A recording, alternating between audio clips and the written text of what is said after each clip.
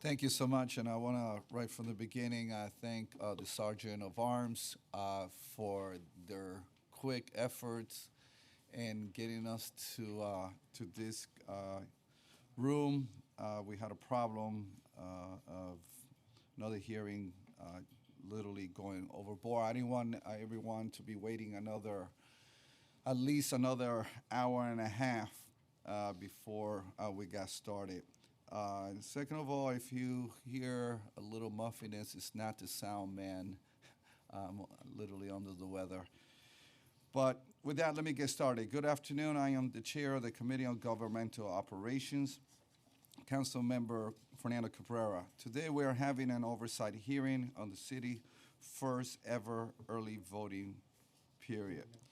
In January 2019, the New York State Legislature passed legislation to enact early voting statewide. Pursuant to state election law, excuse me, early voting was held for 9 days in November. The City Board of Election designated 61 early voting sites across the city, 11 in the Bronx, 18 in Brooklyn, 14 in Queens, 9 in each Manhattan and Staten Island. 33 of these sites were schools. Voters were assigned to a specific early voting site based on where they live. They could not go to any early voting sites in the borough or city, although we would like to see that in the future.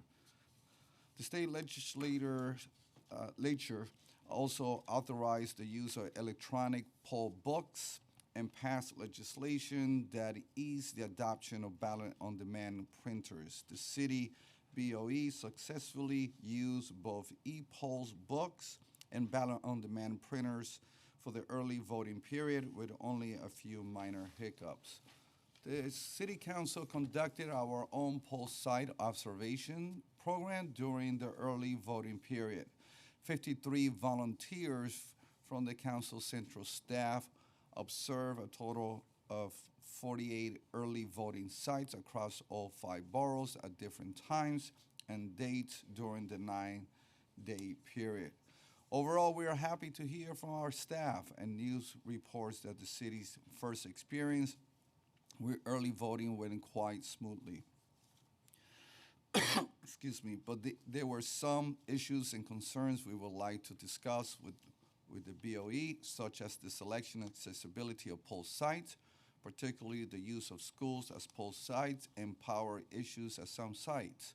We will also want to hear from the BOE about plans to scale up and make up early voting experience even more convenient for voters in future elections. We know that this election was a low turnout election with no highly contested races on the ballots. However, we want to be confident that the BOE is prepared for bigger elections in the future, including the 2020 presidential election. We will also hear from the BOE and the mayoral administration regarding poll sites interpretation. Over 200 languages are spoken by New York City residents, 23.1% of whom are limited English proficient, meaning they speak English less than, quote unquote, very well. Limited English proficiency affects all aspects of life, but especially New Yorkers' ability to engage in the democratic process. Pursuant to federal law, the city BOE has been required to provide poll site interpretation in Spanish, Chinese, Korean, Asian, Indian languages. Since 2017, the administration has separately offered its own poll site interpreters on election days. In this past November election, these interpreters offer assistance to voters in languages not provided for by the city BOE: Russian, Haitian Creole, Italian, Polish, and Yiddish. Whether these interpreters should be allowed within BOE poll site has been the subject of litigation between the city and the BOE, and the city ultimately won the right to continue its program. However, the administration only conducted its interpreter program on election day, not during the early voting period. At the 2018 general election, voters also approved ballot proposal number 2, which established the Civic Engagement Commission, tasked with establishing a program for providing language interpreters at poll sites beginning with the 2020 general election. We're looking forward to hearing from the administration on implementation and future plans for the poll site interpreters program. Looking forward to a productive conversation about the early voting rollout in our city and the many ways in which the BOE and the mayor's office are working to make voting accessible and convenient for all New Yorkers. I would like to thank the committee staff whose work made this hearing possible: Daniel Collins, Elizabeth Cronk, Emily Forjon, and finance analyst Sebastian Bacci, as well as my own legislative director, Claire McLevain. They always do a fantastic job. And let me recognize we also been joined by Councilmember Powell. Now we will turn to our first panel and be sworn in at this moment. Michael J. Ryan from NYCBOE, and Don Sando, Board of Elections. Do you affirm to tell the truth, the whole truth, and nothing but the truth in your testimony before this committee and to respond honestly to council member questions? Yes, I do. You can begin by introducing yourselves. Good afternoon, Chair Cabrera and Councilman Powers. I'm seated here today at the table my name is Michael Ryan. I'm the Executive Director of the Board, and I'm seated here at the table with Dawn Sandow, the Board's Deputy Executive Director. We have prepared testimony. The Council is in receipt of same. So rather than go through the entire testimony and read it into the record, we'll rely on the written submission, and we will give some highlights and then certainly open it to any questions that the panel may have. Although this has been termed to be a lightly attended election, there were approximately 750,000 New Yorkers that cast ballots in this election, which is about a 500,000 voter increase over the same election 4 years ago. So while it is still not nearing the top, it certainly is in keeping with a recent trend of ever increasing turnout. For example, last November, we had approximately 2.1 million voters when we typically would have in the 1.2 to 1.3 million voter range. So voting is on the increase. Over 60,000 New Yorkers availed themselves of the opportunity to vote early in the 9-day early voting period. What I was personally surprised about was 12,000 voted on the last day of early voting, which was the Sunday before, which also turned out to be our highest citywide attendance date. And that took me a little bit by surprise. We had thought that the first day would be the most well-attended day. In any event, the board is still in the process of certifying the general election. Ordinarily, we'd like to get that work done the Tuesday before Thanksgiving. However, there have been an additional 3 days added on to the back end of the absentee and military ballot process. So it used to be a 7-day mandated wait period. That's been increased to a 10-day wait period. So we'll be certifying this election on December the 3rd. Early voting was first passed by the state legislature in January of 2019. Very early on in the process, the board recognized two things. One, it would be virtually impossible to do ballot delivery at the early voting locations interspersed throughout the city without some type of ballot-on-demand process. To rely on pre-printed ballots in a pick-and-pull style would have been extremely difficult.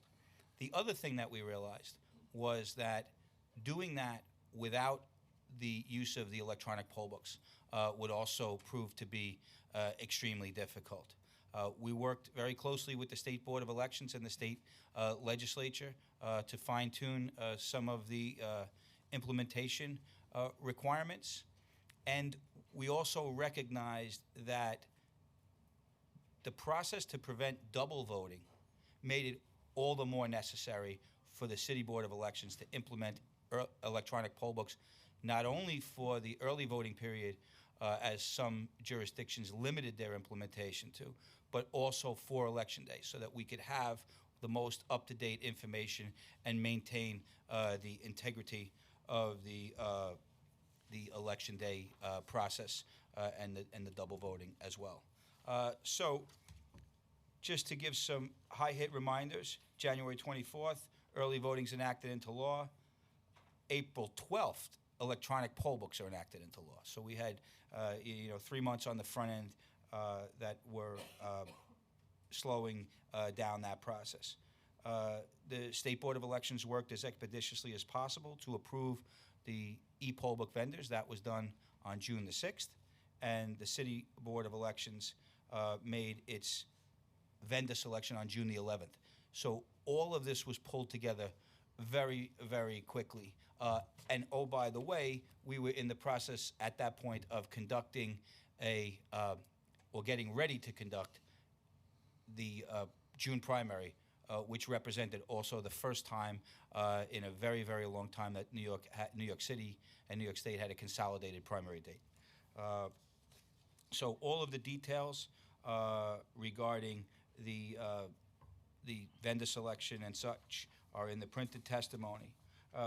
The one thing I do want to stress is in the lead up to early voting, we worked very closely with our public access, or I should say good government groups and partners to develop a public education program and an overall media outreach and branding so that we could get the word regarding early voting and Election Day to as many individuals as we possibly could.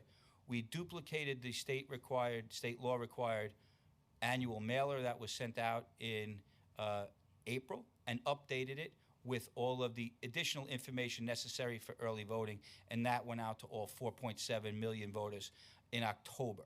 So we actually did two mailers, the April mandated, which had been moved from August, and an October mailer. To put that into some context and some perspective, we increased our digital footprint in a way that had never been done before by the Board of Elections. And we leveraged outdoor advertising as well as Link NYC and the Staten Island Ferry and such. That allowed us to have 3.2 million viewers in the newspaper circulation, as well as over 64 million impressions over a myriad of social media and other news digital platforms. So where the plan moving forward is then to keep that up and keep that going election in and election out. It worked very well for us. We also had some low-tech solutions in that process as well. Sidewalk stickers with arrows that led the path to some maybe hidden doorways, and sandwich boards outside the early voting facilities as well. So there are challenges associated with introducing new technology, and I know there's going to be some questions, so I'll just say that we had to bring in some auxiliary power to the poll sites, as well as we instituted cradle point technology that could service over 100 devices each at all of our early voting locations, as well as our Election Day locations. And that allows uninterrupted wireless connectivity so that we can fully support the devices both during the early voting period and during the Election Day period. And our digital media presence also allowed us to recruit approximately 14,500 new individuals into the process of being assigned as poll workers. So when you think about, we typically have about 38,000 poll workers. To have an infusion of 14,500 new individuals is quite a remarkable undertaking for a first effort. Overall, there were just shy of 5,000 electronic poll books implemented, over 1,247 sites for Election Day. A Herculean task, to say the least. We did get some benefit, though, however, for the the combining of the September primary into the June primary. So that was a welcome change in the law. And I'll close with this, although it has been said in other forums. I, as the executive director, must absolutely commend the staff at all levels, the Board of Commissioners, all the way down to the folks that work in the warehouses and prepare all of these machines for Election Day. The commitment to the success of this endeavor was apparent from the moment of the passage of the legislation, and that carried all the way through up to and including the general election day. And as a reward, we get to do that over and over and over again, year in and year out, with each passing election cycle. And it's easy to talk about, but we really have to look at what early voting meant. It meant that we took a single election day event and added 9 days to it. So we took that workload and multiplied it by 10. And it's hard to express the stress level of everyone at the Board of Elections when it is, to coin a phrase, showtime. And now we've taken showtime and extended that from 1 day to 10 days. And that really does stress the process. That's a little bit the negative. The positive is we've all been out to numerous early voting poll sites, and it created a very, very positive energy amongst the voters and amongst the poll workers. And I'm a firm believer that positive energy breeds positive energy, and it is our fervent hope that the elections process in New York City, between the modernization of the equipment and the availability of alternative voting dates, will allow this process to turn a corner, and we'll be able to come before these hearings with good news year in and year out. So with that, I will turn it back to the committee members for any questions you may have. Thank you so much. And I have to say, I had an opportunity to vote early. As a matter of fact, on the very first day at 10 o'clock in the morning, right when it opened, I had a rather smooth, pleasant experience, and stood around for a couple of hours asking people how was their experience. And excuse me, overall, people were very pleased and they were very happy with their experience. And I think for the workers, serve as rather kind of a relief valve instead of having everyone coming, on that Tuesday, to be able, excuse me, to spread it out. The amount of voters coming in, and a good test run for the presidential, which I think is going to be, we might have some unprecedented amount of people coming. And so I'm glad that we have early voting. We obviously have some questions. There are and some concerns. And so I'm going to ask a few questions, then turn it over to my colleagues, and then I'll be coming back with some questions. But just let me recognize that we've been joined with Councilmember Kalos and Councilmember Yeager. I wanted to ask you in regards to schools, is there any way to avoid using schools? I know there were some concerns by parents, and we're going to hear more from them. I know Councilman Powers will give it more specific, so I don't want to get into the detail, but I want to give the macro level question here. Is there any way to avoid using schools in light of the fact that, we're talking about 9 days that it can interfere with the operation? And having worked in a school myself some years ago, I know how important every space within a school is. So the commissioners recognize the imposition that the 9-day early voting places on students and school administrators. The best way to conduct voting of any kind would be for the city and state government to leverage facilities that are relatively underutilized during any given period throughout the year, and stay away from institutions that are overutilized. I think with respect to the schools in general this go-round, the relatively short time frame for implementation created a certain inability to collectively think outside the box. But as now we have more time on our side with upcoming election events, and as we now know exactly what equipment will be going into these locations and what the needs are for that equipment, we can make better choices. But I must say this, and I've said it before this committee before, and I'll say it again for anyone within the sound of my voice, the Board of Elections cannot do it alone. We don't own any of the facilities that we conduct elections in. We are certainly not going to engage in a process where we will hand out gold shovels and start groundbreaking on standalone election facilities. We have to leverage those facilities that are available to the city of New York and to the state of New York. That said, we also have worked with the law department to develop a license agreement, which they said was the better way to try to procure space for those facilities that we can go into as of right, i.e. those with a tax exemption or tax abatement.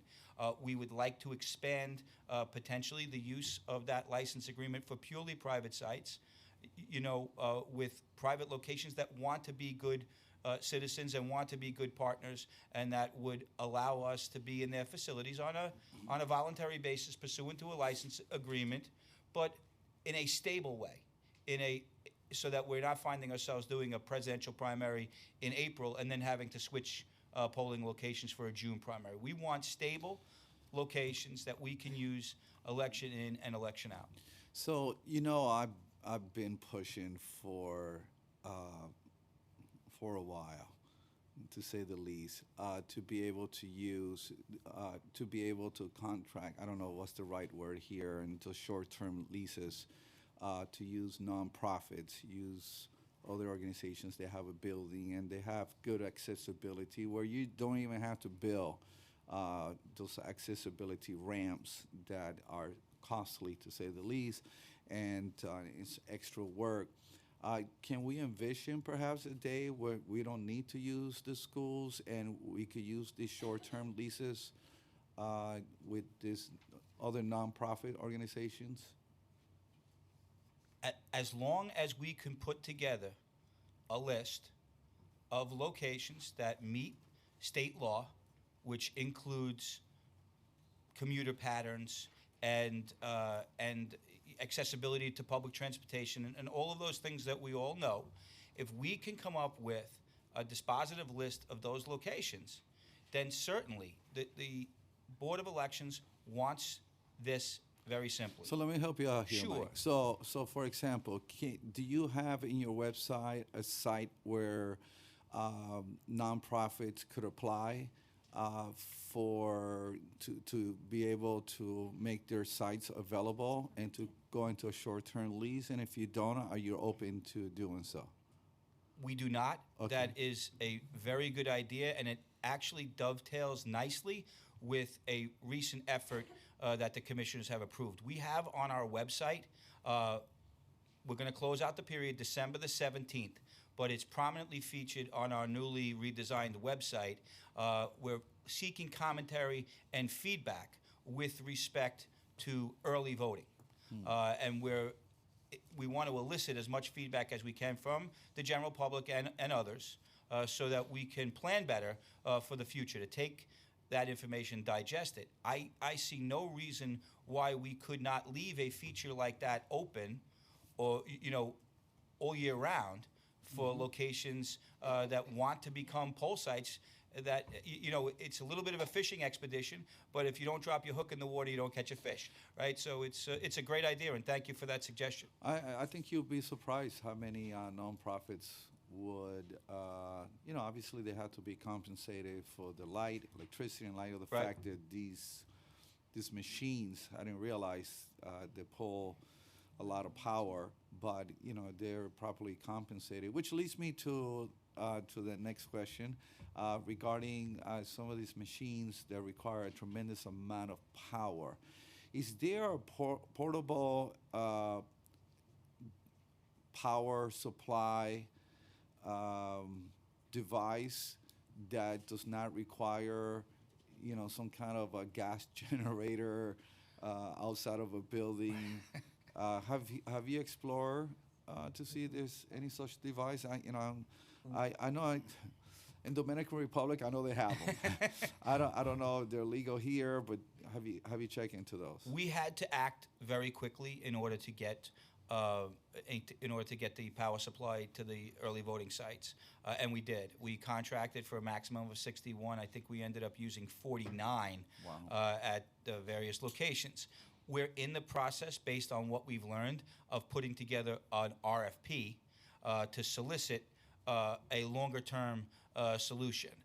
We had to leverage existing contracts given the time frame that was available to us, but certainly we're open to whatever alternative means of providing readily accessible power to the facilities. I'm hoping there's not something that is gas power and, something that, it's a device you charge it overnight and then it's useful for the entire day. There has to be something out there. I'm not an expert in that regard, but whatever we can do that gets the job done, we're certainly open to. I have a lot of questions. I have 47 questions. I literally do, but I'm not going to ask them all. But I know my colleagues, they have questions, and I'll not come back. I'm going to turn it over to Councilmember Powers. Thank you. I have 48, so I got you beat. Thank you, and thank you for the testimony. Good afternoon. I want to pick up on the chair's discussions around school sites as voting sites, something we've already discussed. My district, I think it was 3 different schools that were used as early voting sites. The Clinton School on 15th Street, PS 116. I know we're joined by members of the PTA there in Murray Hill, and then the Wagner Middle School on the Upper East Side. At least from 2 of those schools, I had heard from the PTA concerns around safety and security issues and disruption to school day and school usage as a result of having to use the school sites. The 33 of the 61 early voting sites in the city were schools.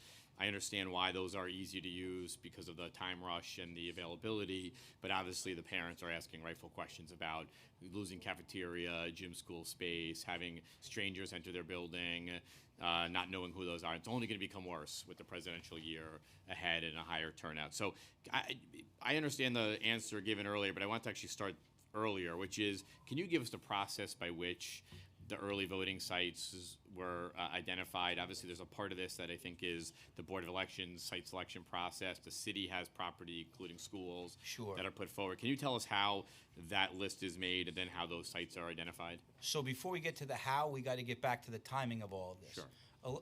Early voting is passed January 24th. At that time, the poll site designation date was moved simultaneously from May the 1st to March the 15th. Any site that we could use as of right for an early voting site had to be so designated by March the 15th, even though we did not have to make that list public until May the 1st. So we had about 6 weeks to try to get these sites together, and we had 6 weeks also shaved off of the poll site designation time for regular voting. So it was extremely abridged. And so we had to throw a wide blanket over that. We did designate some sites that we typically would not have designated.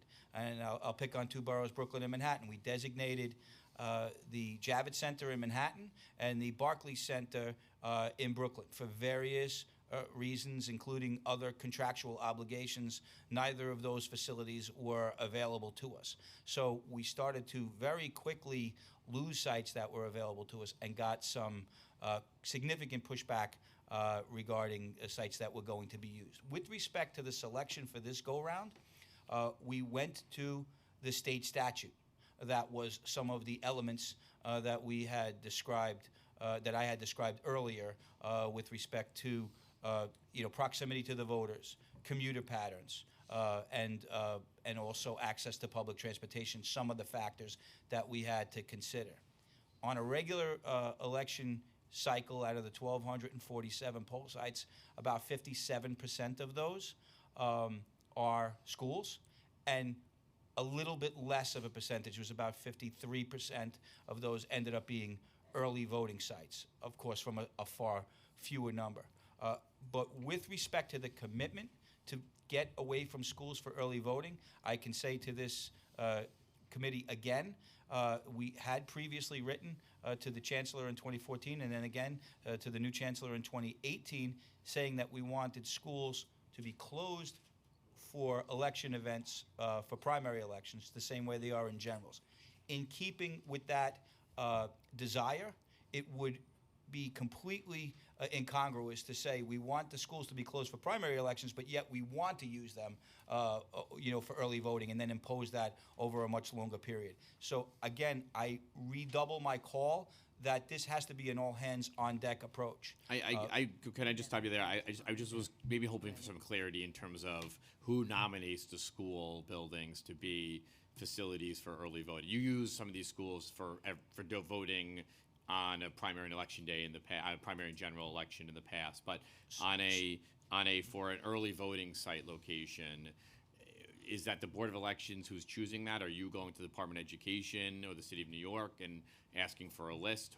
Who's nominating a school building? So there really is no nominating process. The state election law indicates that school facilities are a primary source of poll sites, as well as any other facilities that receive government funding or any other facilities that have a tax abatement or exemption. And those are the sites that we can go into what we say as of right. I will say that there is no formal nominating process, but we did receive a list in the springtime from the administration with suggested sites. As it turned out, the overwhelming majority of the sites on that list were schools. Okay, so you have an as of right ability to use a school building, a public school building, correct, as a voting site, and in addition to that, some sites were put forward as suggested sites, which then you had to evaluate to be compliant, and then to meet the needs of how many sites you want and location and things like that. Is that fair to say? That's fair. Okay. Yes. And so then when we take a specific school site, I have 3, so we can pick any single one of them, you're then narrowing down that site based on matching the geographical considerations of early voting, the number of sites, resources, and other considerations. Is that fair? Yes. Okay. And you're looking predominantly in this case, this year, let's say at least, at as-of-right facilities because of the difficulty with the timing. Is that fair? Yes. Okay. And so as we get into next year, you have more time now. We have a little more time now. We're getting right back into elections with, I think, April presidential primary. I think that the schools that have been concerned with the usage of their school, now those concerns rise because of, I think, 3 elections, although Queens, I think, may have 5 elections in the coming year.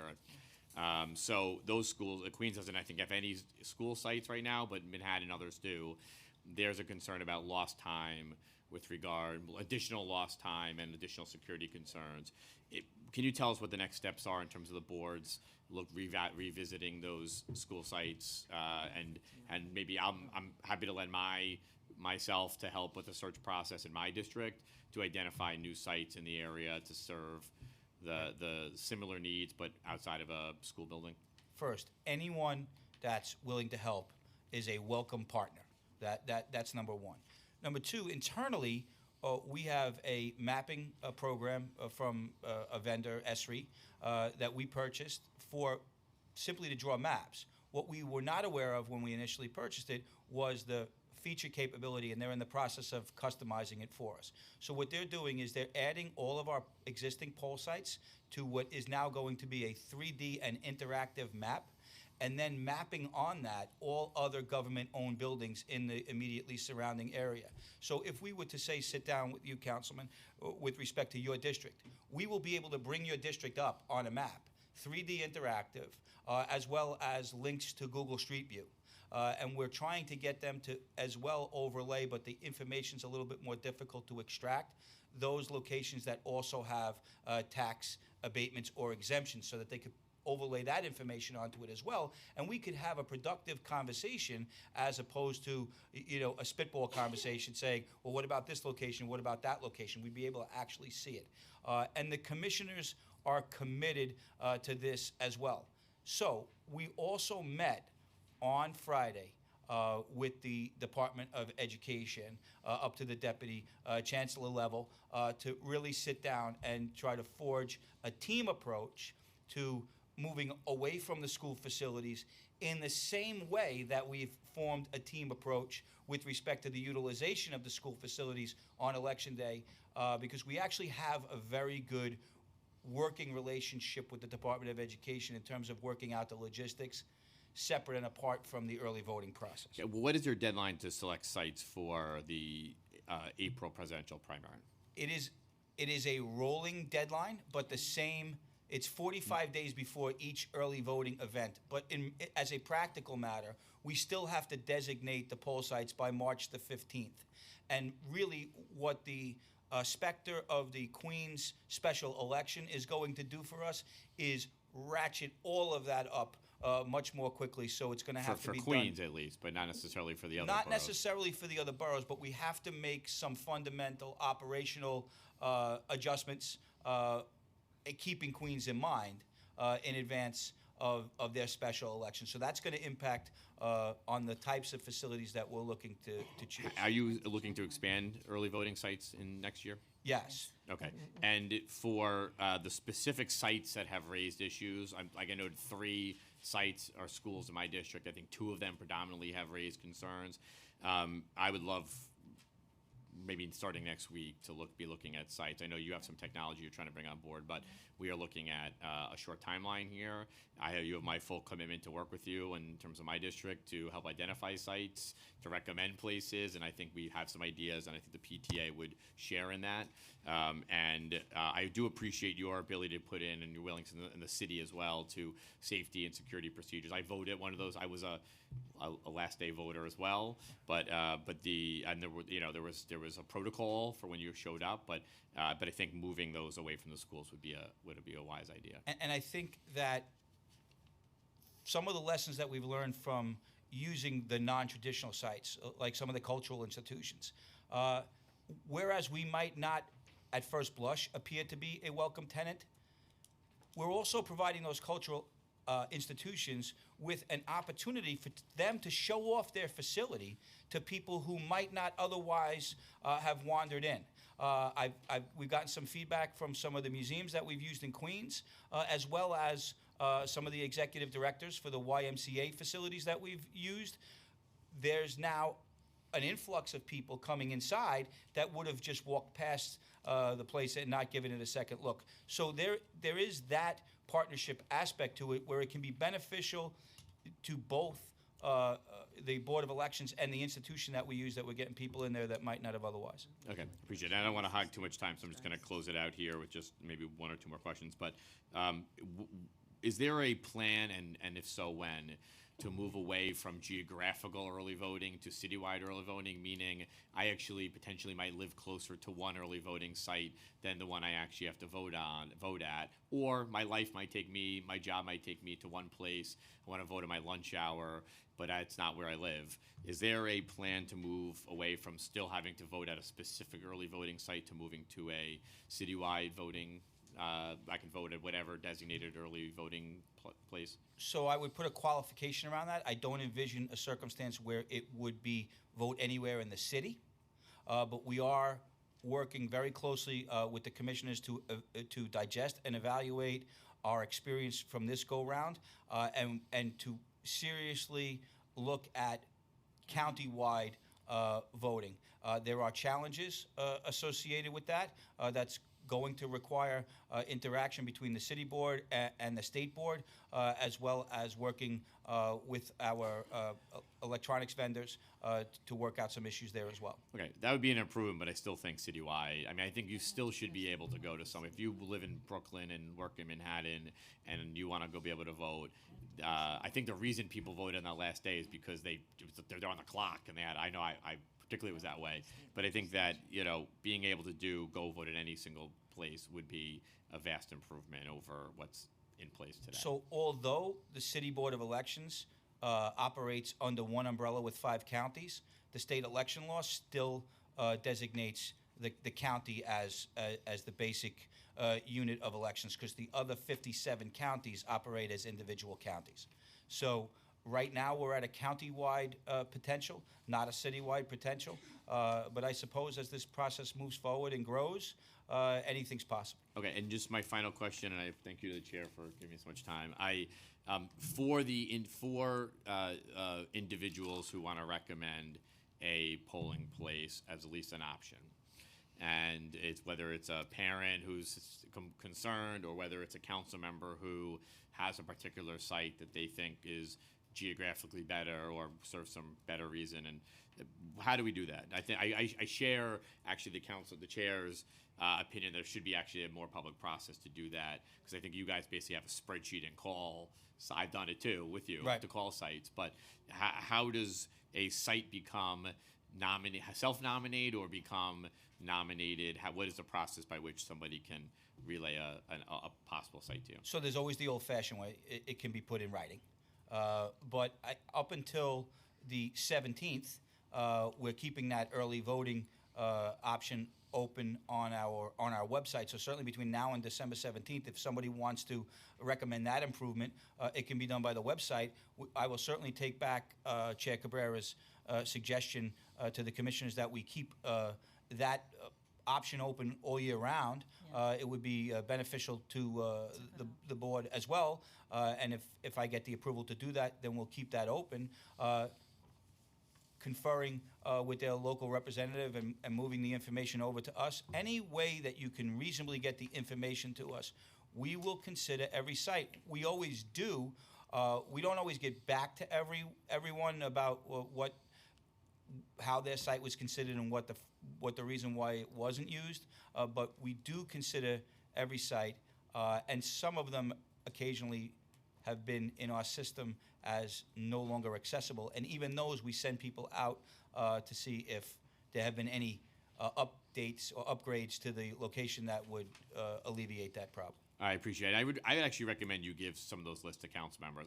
It was eye-opening to me when I got to see the long list of sites that you had at least considered as potential polling places, because we actually, I think we found one of the YMCA's that we got to serve as a polling place, but it took some calling and some work. But I think that with all the work that's being done by, I think, a few individuals to do that, I think you should actually employ us to be part of that process. And the other thing in terms of the planning, this new software that we're going to be utilizing will allow us to track sites that were set aside in a way that our current system, which was a good system when it was designed, but it was designed to let us know which sites were active. And it doesn't really give us the ability to go back in archaeologically and figure out, well, how come this location wasn't used in the past? It's a cumbersome process. This will, moving forward, make it easier for us. Okay, thank you for the responses. Thank you, Chair. Thank you so much, Councilmember Yeager. Thank you, Mr. Chairman. Good afternoon, Mr. Director. As I recall, in one of your previous appearances here, you had a ream-sized stack of paper of letters from various entities and potential sites asking you to please not consider them for voting. Is that correct? Yes. Ream-size the right description? It's a good stack. I would like to urge the board, and if you can ask the commissioners if they would be amenable to this, to scan that document, those letters, and put them up on your website so that New Yorkers can see which agencies, which schools, which entities have begged off participating in sites to be selected for voting. Because as I recall last year, the conversation was, you Board of Elections, you terrible people, you're not providing enough sites for people to vote. And then we had early voting, and in the last couple of weeks, what I've heard is, you Board of Elections, you terrible people, why are you putting these voting sites in places where we don't like it? So I'd like New Yorkers to be able to decide which side of the argument they'd like to fall on, and whether you're terrible people because you're not providing enough poll sites for them to vote, or whether you're terrible people because you chose the wrong ones. So, or whether you're just good people because you did the best you can. I was hoping you would get to that at some point. To find as many sites as possible. Because we engaged in this line of questioning, Mr. Director, and one of the questions I recall asking you was, aren't you looking for more sites? And the answer was always yes, but they don't want to let us in.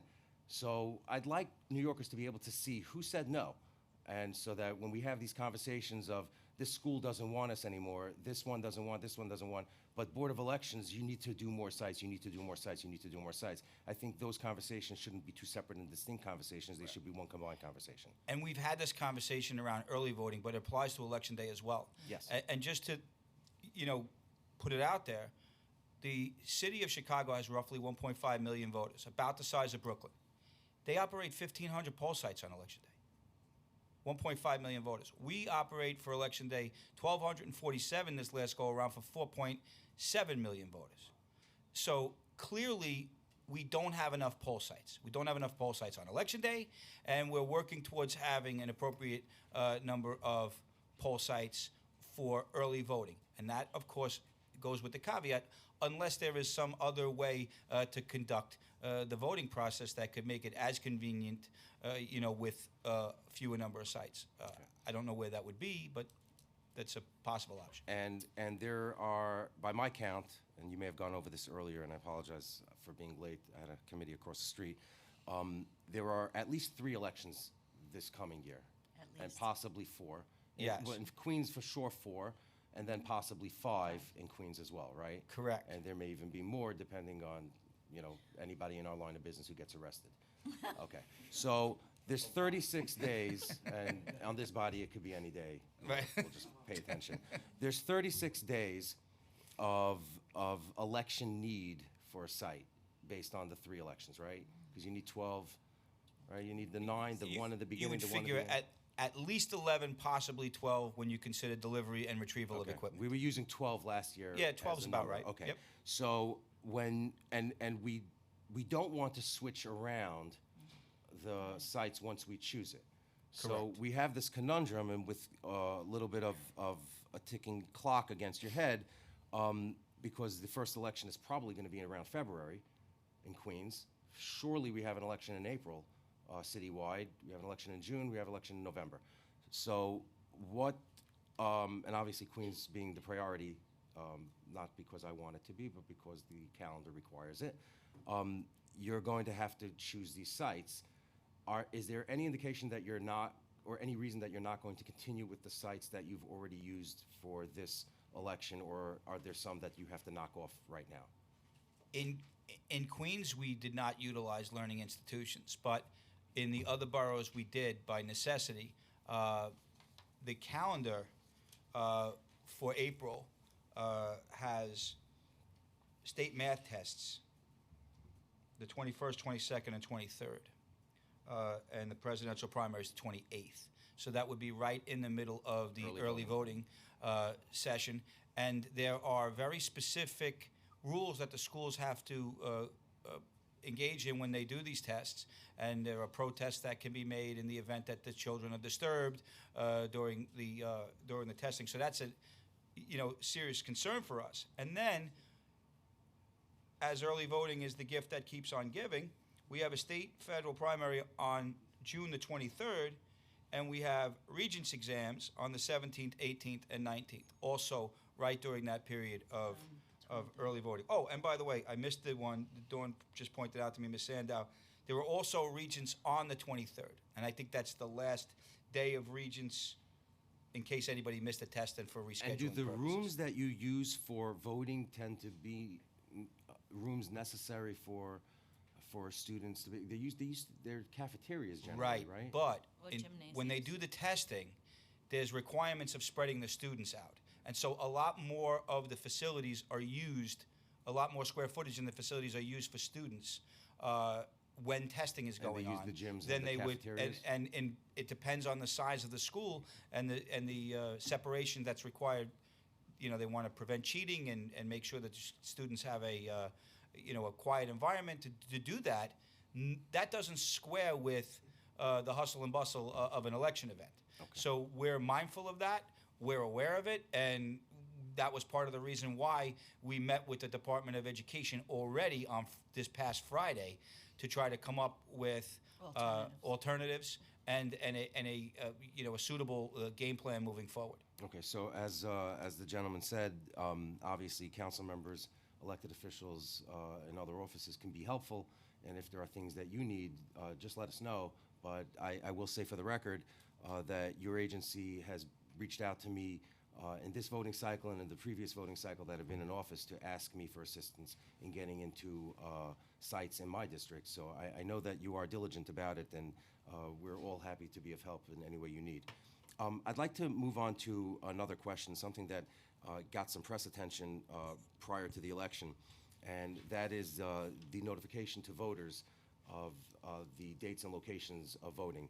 And so just preliminarily, for background, correct me if I'm wrong, you send out a notice, and then there's also another agency in the city of New York called the Campaign Finance Board. You may have heard of it. They send out a notice. Yes. Okay, so the Campaign Finance Board sent out a notice, which I speak only from my own mailbox. It hit my mailbox after your notice hit. I don't know if that's the experience of most New Yorkers, but I assume that my mailman didn't treat me any differently than everybody else's, so let's just say that the Campaign Finance Board's notice hit after the Board of Elections notice. There have been reports, and these are verifiable and demonstrably true, that the Campaign Finance Board included on its literature A, wrong information about where to vote for some voters, and B, for no voters did it include the early voting information. And as I understand what they said is that the Board of Elections didn't give them the information in time for them to send out the information. So you're nodding your head, you're shaking your head no. You don't have to, because I don't believe them anyway, so I'm with you. But my question to you is, as a government agency, now you were sending out notices with the information on it. Were your notices all correct? Yes. Okay. Is there an instance where in the 2019 election where the Board of Elections in the city of New York sent out a notice notifying people of where to vote, that the voting information where to go vote was incorrect for a particular voter? No. Okay. So the Campaign Finance Board, a government agency, claims that it received the information from the Board of Elections, and the Board of Elections, having told them this is accurate only as of the date we give it to you, but it will not necessarily be accurate on election day, don't print without talking to us. They went ahead and sent out stuff after you sent out your notices, and they sent out wrong information. Is that your understanding of what occurred? That is my Do understanding. you see any reason why a city agency should waste money the way the Campaign Finance Board did in this election? I won't speak to that, but what I will say is I think that elections should be left to the Board of Elections. Now, there's other information that might be valuable that could be disseminated to the voters that we won't get involved in, like descriptions of candidates' positions and all of those things. But the business of elections should be left to the people that conduct the elections. That's what I will say. Okay, and to the best of your knowledge, nobody at the Campaign Finance Board took an oath to conduct elections in a fair and legally permissible way and to comply with the provisions of the election law. They didn't take any classes in election law that you know of. They're not particularly expert in election. They do make a nice little magazine that they send out, but they are not elections experts in any way. Do you know that to be true? There's no way for me to know that, but what I will also add to that is there's information that is incorrect with respect to when any Board of Elections can ask for identification at a poll site. It's contradicted between information that's contained on page 6 and information that's contained on page 30 in their flyer that they Magazine. We call it a magazine. I call it a Right. magazine. And we let them know. We did. So I don't believe that'll be repeated in the future. When but- you let them know that, Mr. Director, they put out a press release letting the world know that they sent out to your knowledge? I believe with respect to the improper information for poll sites, there was some subsequent mailer that went out. I think it was a postcard.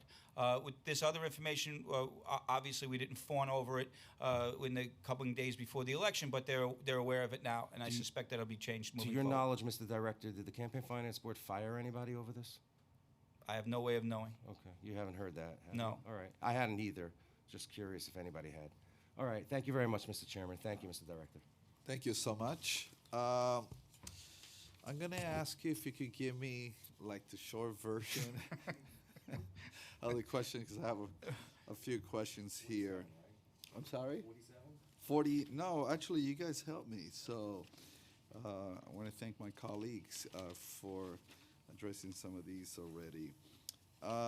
So I wanted to get to my first question here. What difficulty, if any, has the BOE experienced in designating colleges as polling sites? It appears from the outside looking in that CUNY facilities operate individually rather than collectively. Certainly, they're generally pretty centrally located neighborhoods. We'd like to use them. We get some cooperation from some schools, and other schools have objected. How many you had? So I mean to ask you, alongside of that, how many colleges were you able to secure, and how many public schools? That question keeps ringing in my ear. This last November. So there were over 700 public schools out of the 1,247 election day sites. 700. Which represents about 57%, and I think we had 33 out of 61 for early voting sites, and we didn't have, well, there's not that many colleges, number one. We did use, I know, the College of Staten Island for early voting. Monroe College. Monroe. Yep. I went to that one. We also, John Jay Okay. was another facility. There was, I know that BMCC objected to being used. Is it that you're approaching them and they're saying pretty much we don't have space, or is there another aspect here that we're not looking at? The kinds of justification we get for not using them is that their calendar is set in advance and that they've earmarked the space that we would like to use for other events. That's the typical out clause, if you will, that they tell us. How far in advance did they say the schedule for? Some of them said a year. A Some year? of them say, yeah, I mean, Ms. Sandow was just Can you approach them a reminding me, year some of them say before? a year in advance, but we have then, Just to take away that argument, can you approach them a year before, since we already know when we're going to have elections?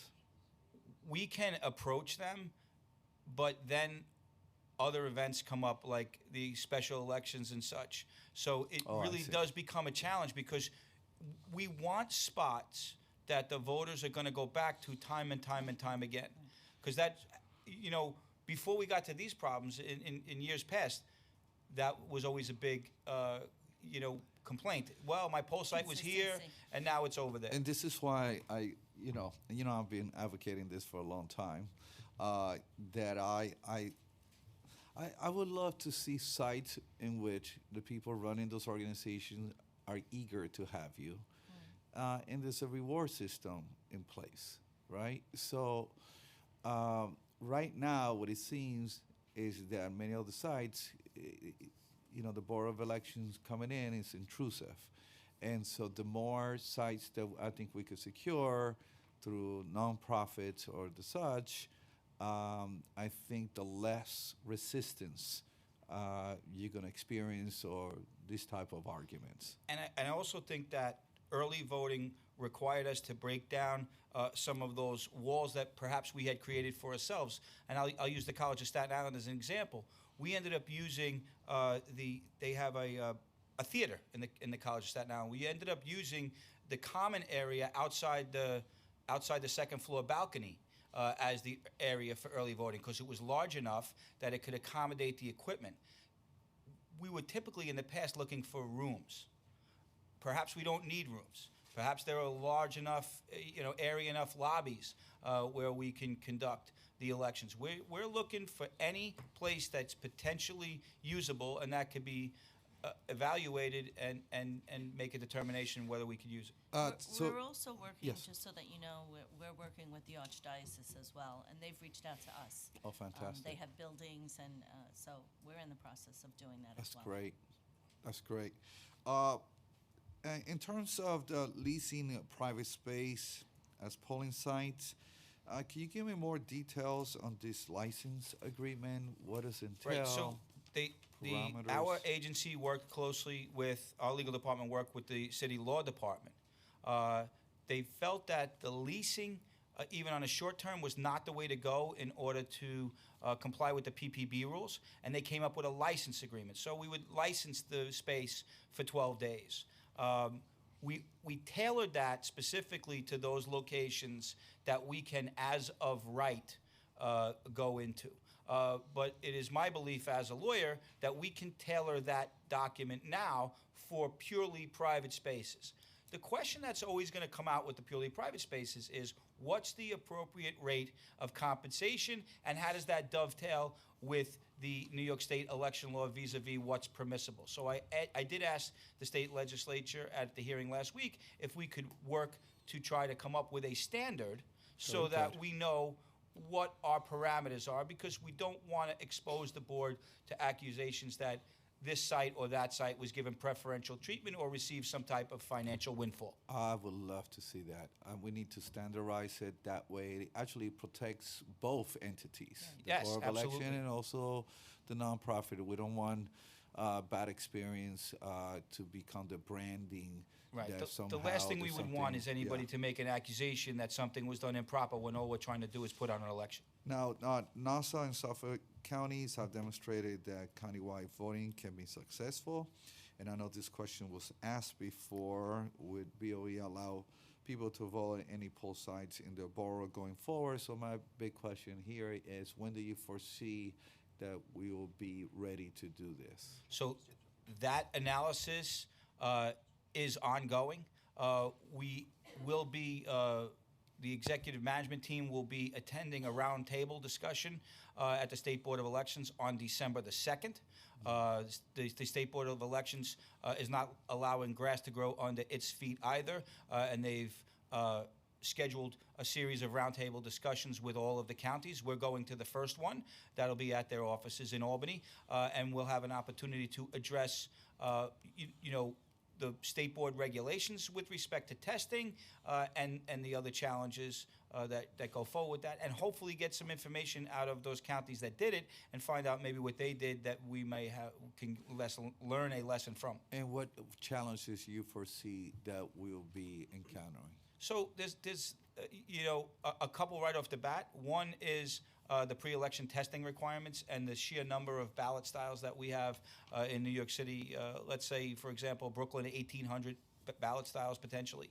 And then the other challenge that we have, which I'm sure can be addressed, but the ballot marking devices that we presently use are of a dated technology and have insufficient memory to allow for the ballot styles, all of the ballot styles for a particular county to be loaded onto those machines, particularly in those in Brooklyn, Queens, and Manhattan, where they have 3 language requirements, and then the audio files for all of those languages have to be loaded onto the ballot marking devices for those individuals who need the ballot read to them.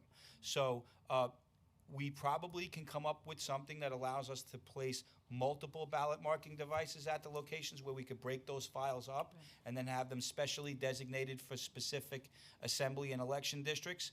But that requires a bit of analysis and some planning. And procurement. And we noticed that 3 out of the 5 weekday polling site hours were from 9 to 5. Any particular reason why this choice was made? You know, a lot of people are working. Why not do it from 2 o'clock moving forward? So that way you get people who are available during the day, the evening. We did try to juggle it a bit and see what would ultimately work the best. I will say that the early voting hours by statute were required to be 60 hours. And New York City conducted early voting for 74 hours. So we did exceed by 14 hours the minimum, and it's a work in progress. We're going to be able to take a look at the check-in time trends because we have e-poll books now, and we can do a little better analysis perhaps than. Do you have that data already? It exists, yes. We Have you looked at it? We haven't analyzed it just yet. The staff is in the But- process. I know you. But the data exists, yes, and so, but that will help us. It will confirm to some extent that which we already knew for Election Day, but early voting day is new. So we had no specific data to analyze previously. Are you planning to extend weekend hours? The weekend hours on the Sunday, specifically the last Sunday, maybe that could go to 5 o'clock, but it gets a little close because we still have to put on that election the following Tuesday. I will say this, everything's on the table. We're going to do the analysis. We're going to gather the information from the public, off the website. And then also we're going to get feedback not only in these formal settings from elected officials, but I'm sure that we'll get feedback from the elected officials as well. And I'm also certain that there'll be some adjustments. Regarding e-books, e-poll books, were there any concerns in the early voting about people voting, trying to vote twice? Not that I'm aware of. Okay, that's good And news. it's typically not something that we confront, and that was borne out from the initial information. I don't know that there was even one instance of it in any of the counties. Not in New York City. The Right. In state board did. previous, let's say a year ago, did you had any? We had there actually, since I've been the executive director, there's been one prosecution that I'm aware of, and that involved an individual voting for somebody else. A woman voted for her brother. We have had other circumstances where somebody votes by affidavit and votes on the machine as well, and usually that involves somebody moving, and then they want to make sure their vote counts. Every one of those instances has been referred to the appropriate law enforcement authority. I'm not aware of any prosecutions that resulted from it, but I am aware that individuals, all of them, were interviewed by detectives from the respective district attorney's offices. And if you could talk about quickly the effectiveness of the e-poll books, how would you characterize? I how would say effective that it is probably the most welcome change to the elections Yes. process. And then couple that with the ballot-on-demand systems that worked very well for the early voting process. So was there any difficulty getting e-poll books ready with a shortened time between the close of the voter registration and the start of early voting? Yes. Okay. So can you talk about it Right. briefly? Yes. It's transferring large amounts of data in a compressed time frame, and doing that with connectivity in each of the 1,247 poll sites that we have throughout the city. So yes, it's a challenge. It's a doable challenge, but it's a challenge nonetheless. How many poll sites are you looking to have for early voting for April? As many as we can. And I don't mean that to be circumspect. We're still in the process of evaluating what we've done, and we want to have as many as we can. We also understand that having more means a different distribution of the equipment as well. So it's not inconceivable to, let's say, 100? I answer to the Board of Commissioners, and they have to bless what we do. So I don't really want to commit to a number, but I can tell you let's look at the trend Did progression. you have the capacity to get to 100? That's a better question. If we find the suitable sites, in light of the challenges that we spoke about earlier with the sites that we don't want to use, the answer is yes. But look at the trend line. We announced 37 last May 1st. We ended up with 61, right? So we did raise it by 24 in a few months' time frame. If you look at that upward trend, I would say it's going to continue to trend upward, and we're cognizant of the fact that we have a busy election cycle coming up in the spring. Really quick here, did the power issues and the sites prevent voters from casting ballots? No. Would generate, well, we talked about this already.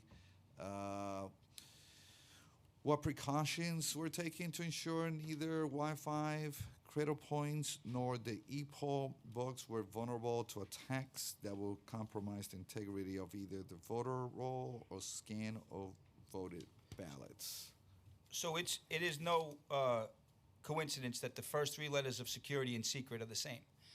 So in general terms, I will say that we have worked and still have a very close working relationship with the City Cyber Command Office as under CISO Jeff Brown, as well as we have our own vendor, FireEye Mandiant, and every aspect of our electronic process passes through that screening process from the City Cyber Command Office and our own vendor, as well as our internal protocols. So I can only speak for what Mr. Brown has told me, and he says from his travels around the country that no one else is as up to date in any jurisdiction as New York City is. That's fantastic.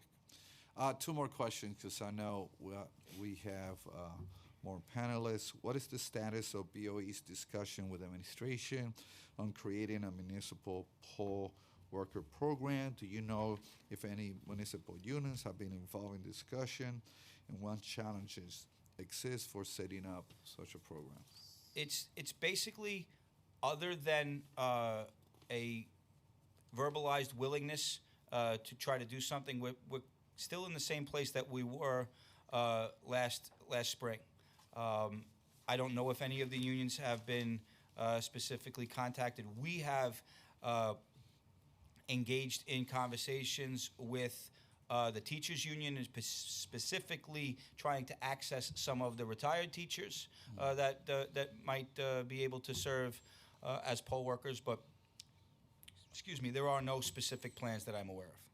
Do you foresee that we're going to be struggling in getting poll workers for this coming April election? No, actually, we were very pleasantly surprised at the numbers of individuals that were available for early voting.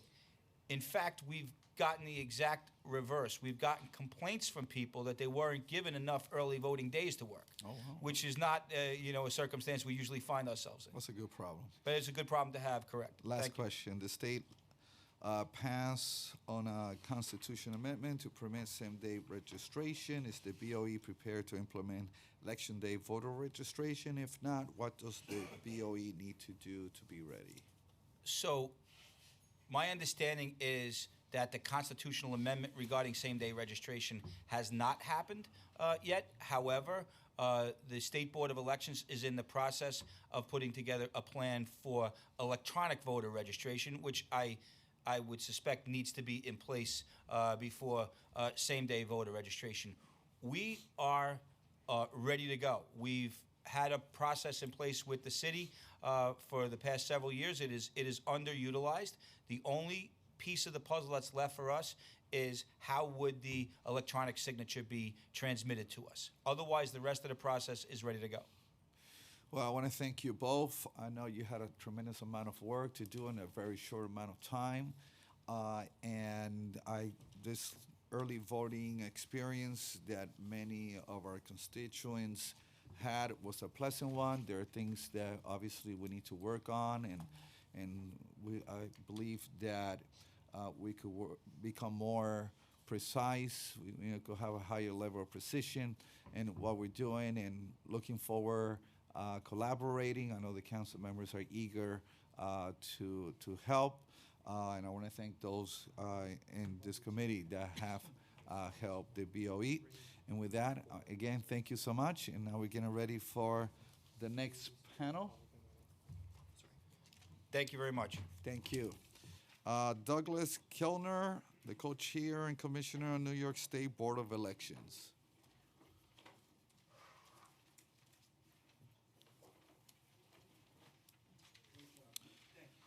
And Mike, if it's possible, Mike and Don, Mike, real quick, if you have us, if possible, we didn't ask for this previously, but I know there's some parents that want to testify. One of your staff could stay here so they could hear the testimony. Absolutely. Thank you. All righty.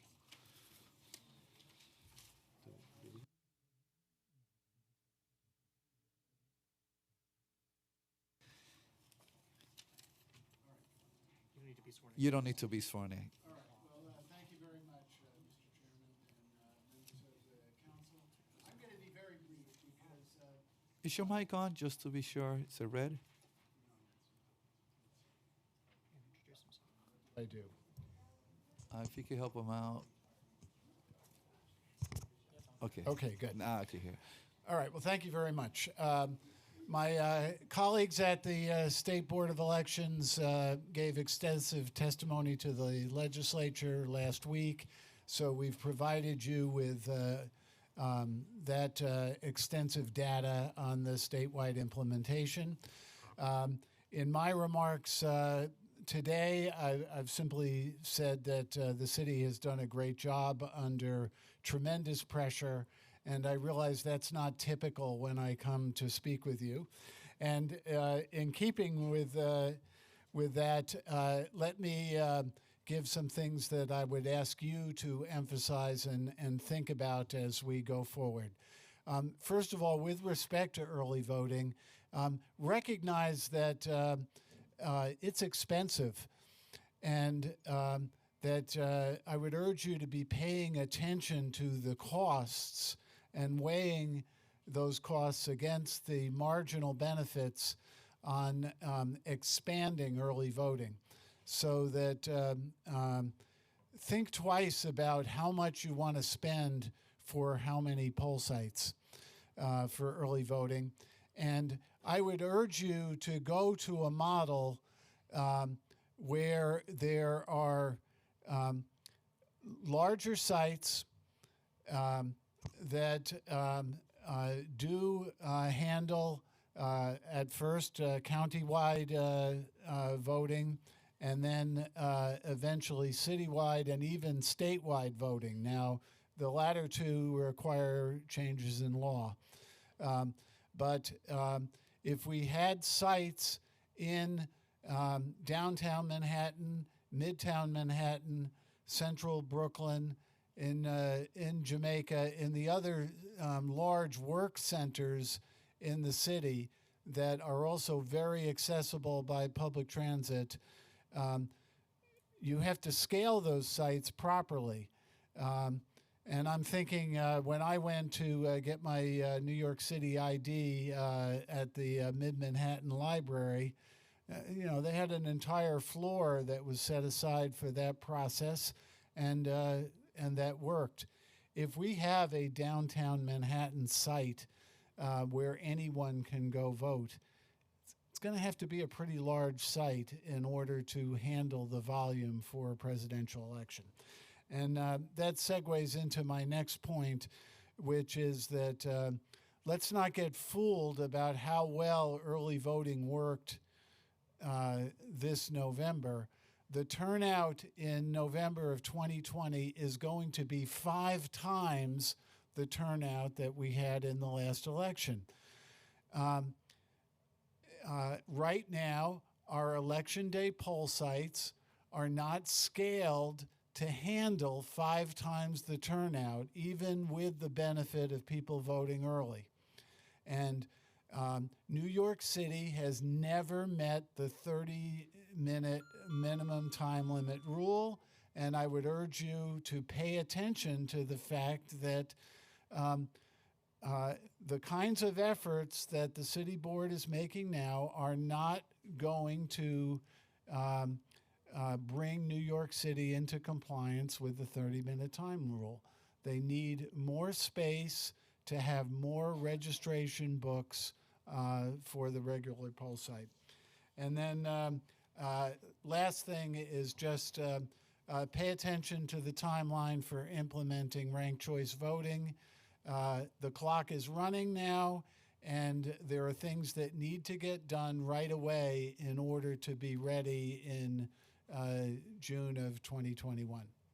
Thank you so much. Useful information. Councilmember Yeager. Thank you, Mr. Chairman. Thank you, Mr. Chairman.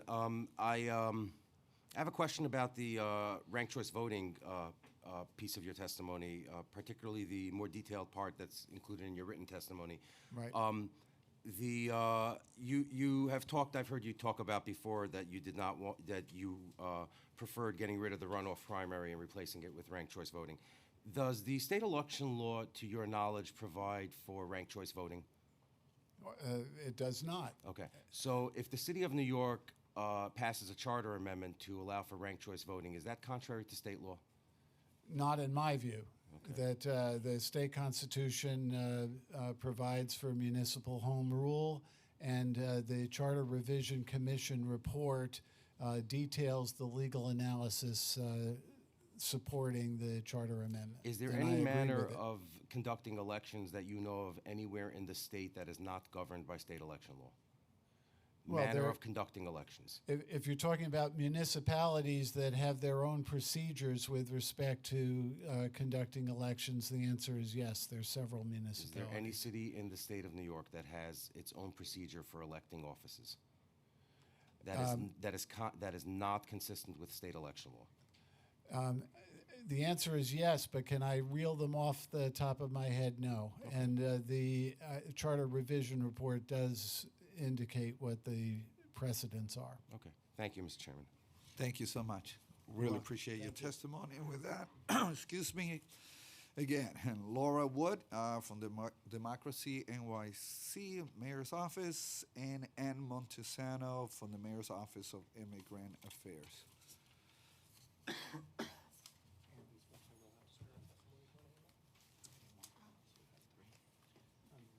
public advocate by themselves, schools, and then the gurus, which might have to split to two.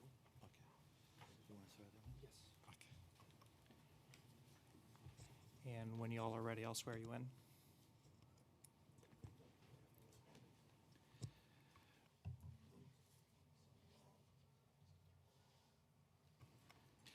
All right, if you could both raise your hands. Do you affirm to tell the truth, the whole truth, and nothing but the truth in your testimony before this committee, and to respond honestly to council member questions? Yes, I do. Great. Now you can introduce yourselves when you start. Hello, good afternoon, Chair. If you could speak into the mic and make sure the mic is on. Can you hear me? I don't think so. Can you hear me? Yes. Thank you. Good afternoon, Chair Cabrera, Councilmember Yeager. My name is Laura Wood, and I'm Special Counsel to the Democracy NYC Initiative. Good afternoon. My name is Ann Montesano. I'm the Executive Director of Interagency Initiatives and Language Access at the Mayor's Office of Immigrant Affairs, and I've been involved in the Pulse Site Interpretation Program since its inception. Good afternoon. As you, I believe, have been made aware, the Chief Democracy Officer is ill today and is unable to appear in person before the committee. We have submitted written testimony that she had prepared, and I believe it's been distributed to everyone on the committee. So I am available to answer any questions that you might have, as well as my colleague Ann. Oh, great. That means we get to expedite the process here. So as you know, some schools complained that they were not given enough warning that there will be an early voting site. But the BOE says that DOE knew about 23 of the 33 sites since at least January of 2019. So the question then is, why didn't the DOE tell schools about their poll site designation before October the 5th? Thank you for your question, Chair Cabrera. The Democracy NYC initiative was not involved in those initial communications, so we can't speak to exactly the timeline of what transpired. What we can say, of course, is that the minute we found out that there had been a lack of communication, When did you find out? sometime this fall, a few weeks before the early voting period began. And we immediately convened a working group of DOE administrators to ensure that the schools that had been selected were notified and that all of their concerns and questions were met. I know that at that point, DOE visited each of the 33 sites, worked to ensure that meals would still be provided, hot meals during the early voting period. I think in all sites, they added school safety agents. And there was, I can tell you, a very robust effort to ensure that things ran as smoothly as possible. So was there any way, do you have a system in place? Maybe that's a better question.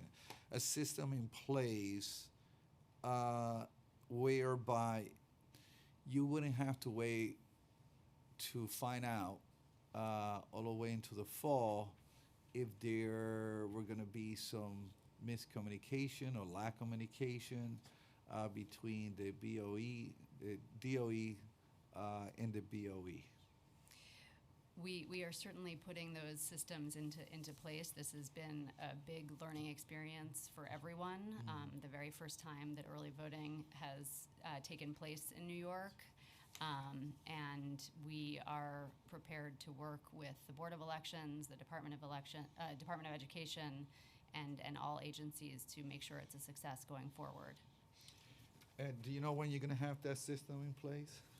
Well, we're working on it. As the Chief Democracy Officer testified in last week's state legislative hearing, we are ready to work with all partners, certainly at the city level, the state level, to come together and determine which are the most appropriate early voting sites going forward to best meet the needs of New Yorkers. Do you think that we should be in public schools, using public schools as polling sites? For early voting, Yes. Chair, this is something that we've thought long and hard about, and certainly the experience of the last few months has been extremely informative. And as the administration said last week, we have come to the conclusion that although things worked smoothly and there were no major incidents during early voting, we think there are better alternatives to using schools for early voting. And so we are committed to working with our partners, especially the Board of Elections, of course, to come up with suitable alternatives. Were there any reports of disruption or safety concerns at any schools? Fortunately, there don't seem to have been any actual disruptions, although we know that many schools did not have the use of their gym or cafeteria. I'm aware of at least one school that didn't use either for the entire early voting period. Well, that's kind of a disruption. And exactly. That seems to be disruption Right. enough. And as Mr. Ryan testified, we are also aware that there will be testing in schools in both April and June, and we are just concerned that the stakes for those students are too high, and that we, in a city like New York, we can come up with better alternatives. Is there a way not to use them on election day unless the school is closed? Like, for example, general election, but I know for primaries, schools are open. Is there any way to find other sites so we don't have to use public schools on election day? That's something we would probably defer to the Board of Elections about. I know they need a lot more sites on election day and primary day, but we're certainly open to any conversations that they want to have. Do you think we have the capacity not to use the Board of Education For election day sites? for election day? I think I would have to defer to the Board of Elections on that question. I mean, but it wouldn't be the Board of Election to have that knowledge, right? Wouldn't it be the city when we know what buildings we have available? We can certainly sit down. Okay. We are, as we've said repeatedly, we are happy to sit down with them and go over the list of building sites. I believe Mr. Ryan testified that I think more than half of their election day sites are schools, which is why I think they are important participants in that conversation. Yeah, 57%. Has the administration helped with outreach to make sure more colleges, campuses are available in polling sites? We have, and we will continue to do so, yes. Okay, thank you so much. Appreciate your testimony. Thank you.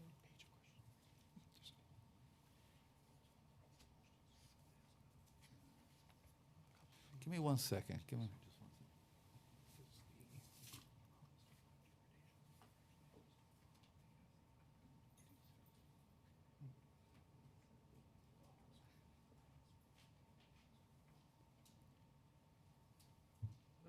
Let me just ask you a couple of more questions that we're definitely going to need. The administration decided not to provide poll sites interpreters during early voting. Why was this choice made? Will interpreters be made available at early voting poll sites going forward? Let's just start with So, those. Yes. I'm happy to take that question. Yes. Again, Ann Montesano from the Mayor's Office of Immigrant Affairs.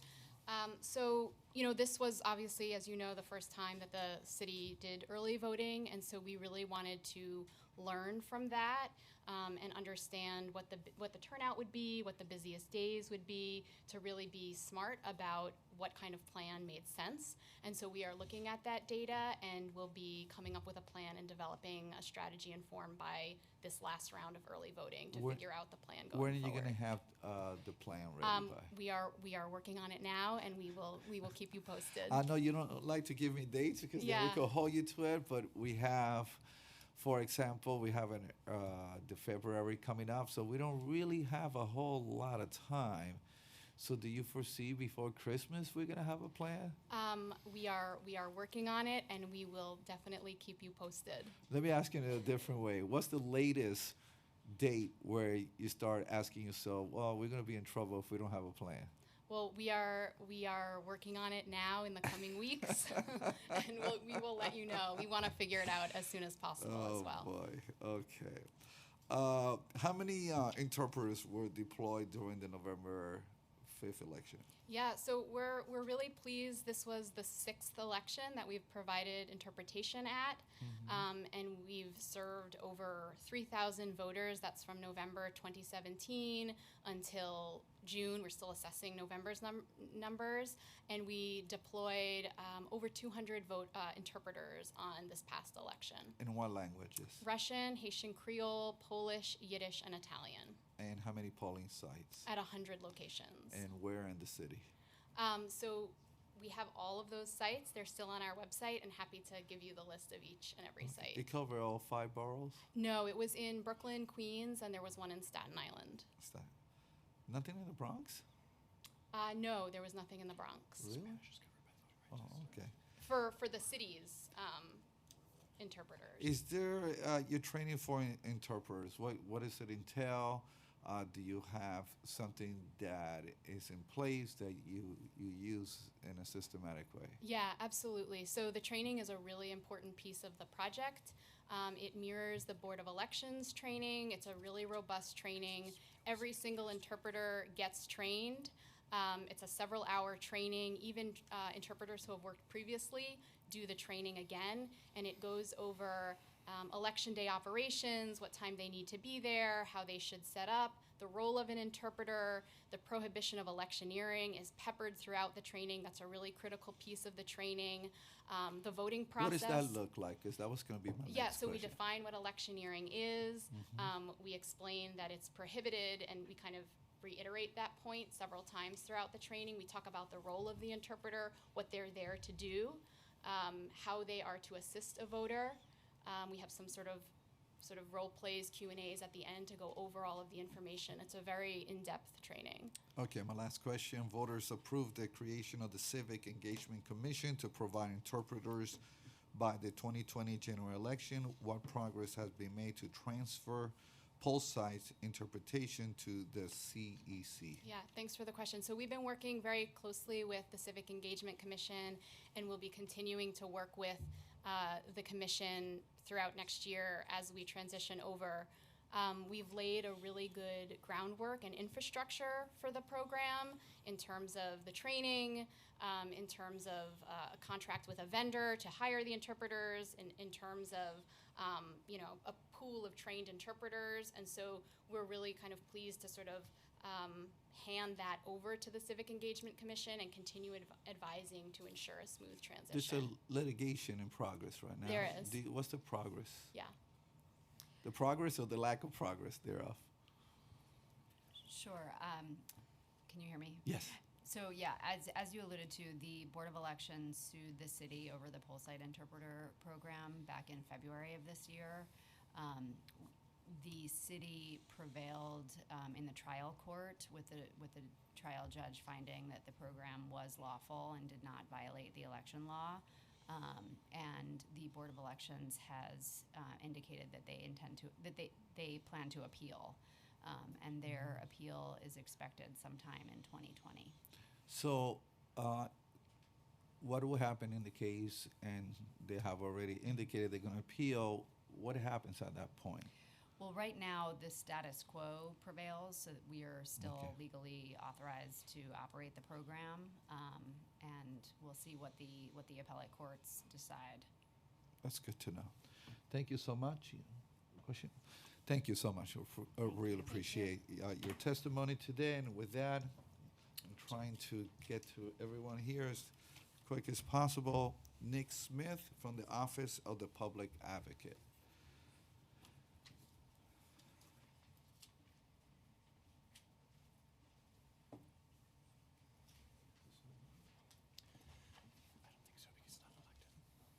You can begin. Thank you, Mr. Chair, council members. Thank you. Good afternoon. My name is Nick Smith, First Deputy Public Advocate for Policy in the Office of Public Advocate Williams. It's good to see you all. It's interesting to doing this out of the table after all these years. Chair Cabrera. I'm going to read a brief statement and happy to take any questions. This was the first time early voting was utilized in the city. There is now a chance to build upon its successes and make improvements to strengthen the election process for the future. Firstly, parents, school administrators, and teachers have raised concerns to our office about security and facility access during the 9 days of early voting. So it is critical that non-school sites, as we discussed earlier, be identified to serve as early voting locations. Second, additionally, all of the early voting sites that are selected must be made accessible for individuals with disabilities.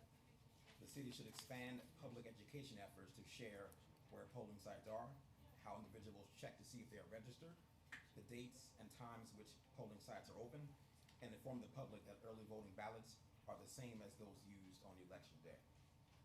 Voter suppression, intimidation, and disenfranchisement continues in this country, and it is critical that the state takes the necessary steps to protect our voters and election integrity. Currently, 21 states provide same-day voter reg, and New York should follow their example by providing individuals the opportunity to register during early voting or on election day.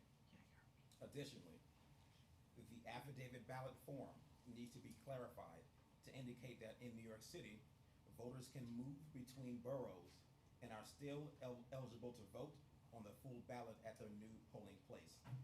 With the 2020 election rapidly approaching, it is essential that the Board of Elections and the state act quickly with intention to clarify election protocols and put in place measures to enfranchise voters.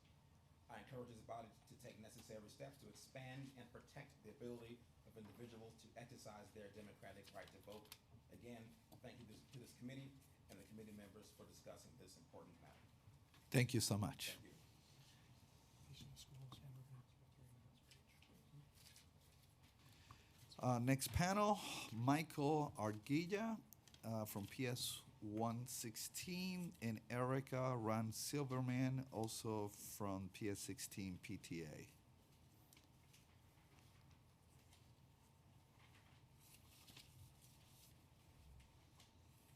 Are they both here? Are they both here? Is Mike? Michael is a doctor. He's at the hospital, so he's Okay, we understand. Thank you. And thank you for your patience. Thank you. You could begin. Okay. So I am testifying. My name is Erica Rand Silverman. I am the PTA co-president at PS 116. I have a first grader and a third grader. Our school is in Midtown Manhattan, and we are an elementary school. I am testifying on behalf of the New York City public school students and families at PS 116, some as young as 3 years old, whose safety and education were jeopardized during the recent early voting in schools. The primary function of schools is to provide a safe and effective learning environment for children. To be clear, we support early voting. However, commandeering schools for early voting interferes with our children's safety and disrupts their education. So I have now been at this hearing, and I was at the New York State Senate hearing, and I keep hearing the issue talked about as an imposition or a burden on schools. This is not about it being an imposition or a burden. This is about the fact that when you have early voting in schools, it is an infringement on the educational mandates, and it's a safety hazard. There is an unfortunate epidemic of school violence in our country. New York City public schools require all adults to show identification to enter schools. We are outraged that this necessary safety precaution needed to be suspended to accommodate early voting. So when I go to my child's school, I have to take out my license, I have to give it to the security agent, I have to sign in, and I'm given a sticker. And when I leave that school, I hand the sticker back to the security agent, and I go on my way. As you can imagine, I'm a very recognized face in that school, and I do it anyway. But during early voting, any person can walk into our school at all. I'm going to skip around a bit because a lot has been said today. What is our administration to do when a child runs out of his or her classroom and can't immediately be located in the building? This happens a lot in all the schools, especially elementary schools. Protocol requires them to close all entrances and exits. There are horror stories in our own city about what can happen when young children flee a school building and immediate action is not taken. A school administration must act quickly when young children's lives are at stake. How can they do that during early voting? They cannot, because they cannot close the doors. And how can we put them in a position to even question for a minute or have to make a phone call? And these questions were asked to both the BOE and the DOE, and no answer was ever given. Addressing the safety concerns led to interference with the students' education. It's true that it was a disruption. Kids were sequestered in their classrooms for 5 straight days.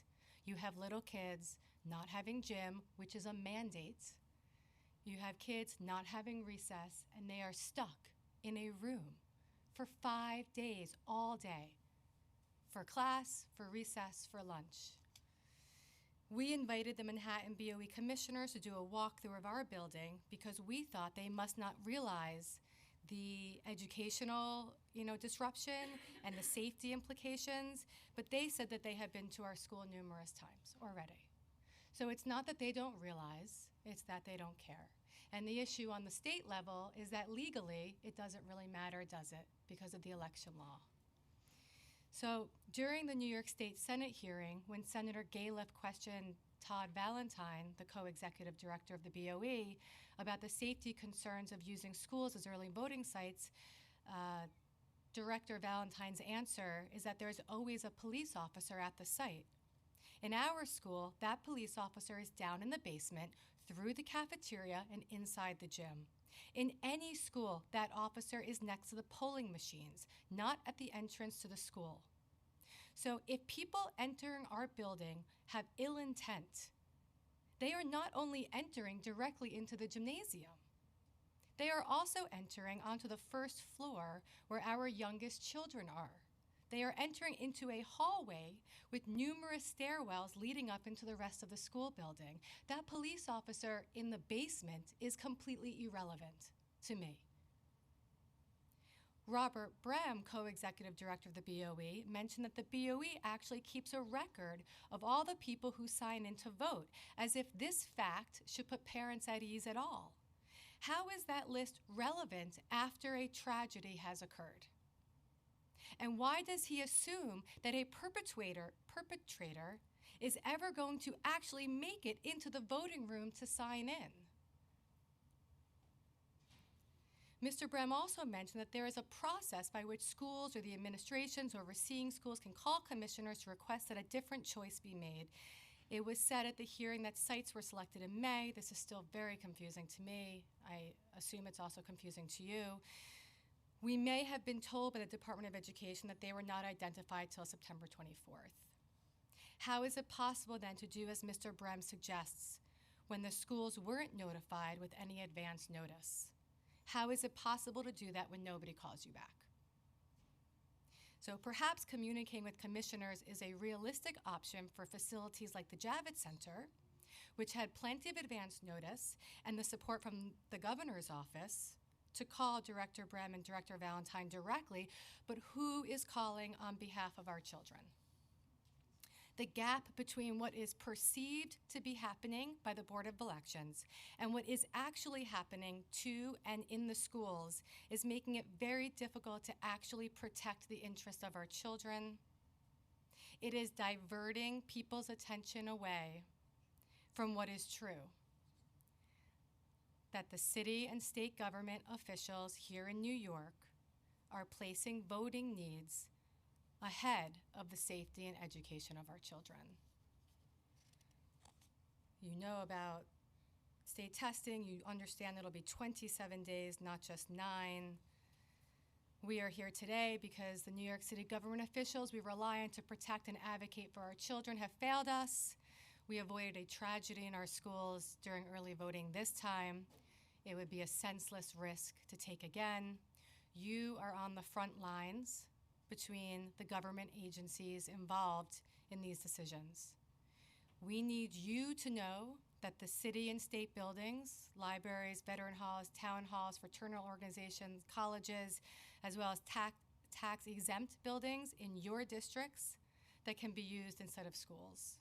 We need your support in communicating that schools should not be used just because the cost is free. There cannot be a price put on the education and safety of our New York City public school children. Everybody is ready to work together, but who is going to orchestrate that? Thank you, and that's a good question, and the answer is all of us. And so this is an issue that I've been sounding alarm for quite a bit. You heard me appreciate stated that. earlier. Having worked in a public school as a school counselor, recognize the needs and the pressure and all of the things that you mentioned in Thank your you. testimony. So we will definitely continue to join the concerted voices Thank you. to make sure that we get it right. I appreciate that, and I appreciate your time. Thank you. Thank you. Thank you so much. Okay, with that, we'll have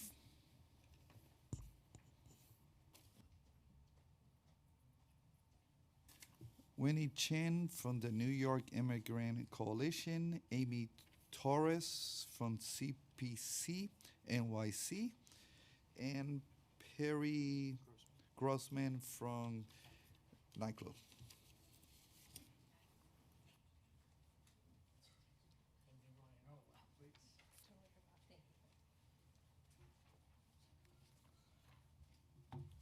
And you can begin as soon as you're ready.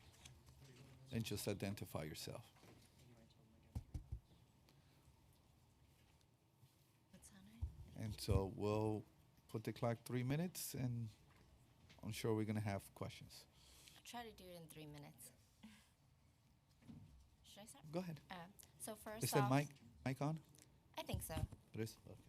So first off, thank you for the opportunity to testify. My name is Winnie Chin, Senior Manager of Civic Engagement at the New York Immigration Coalition.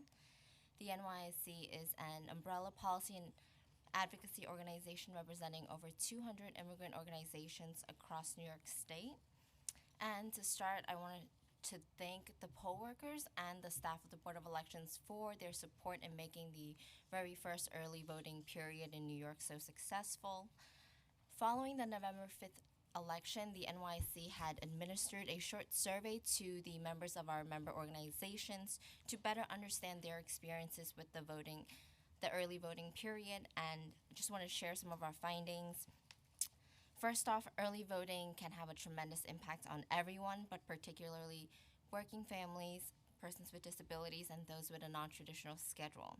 However, those benefits of early voting can only be fully enjoyed by voters if the program itself is well implemented.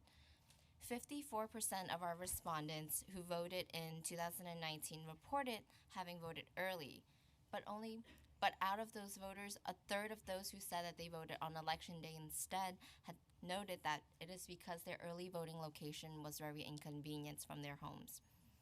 An additional 9% did not vote early because their early voting poll site was less convenient than their normal election day poll site.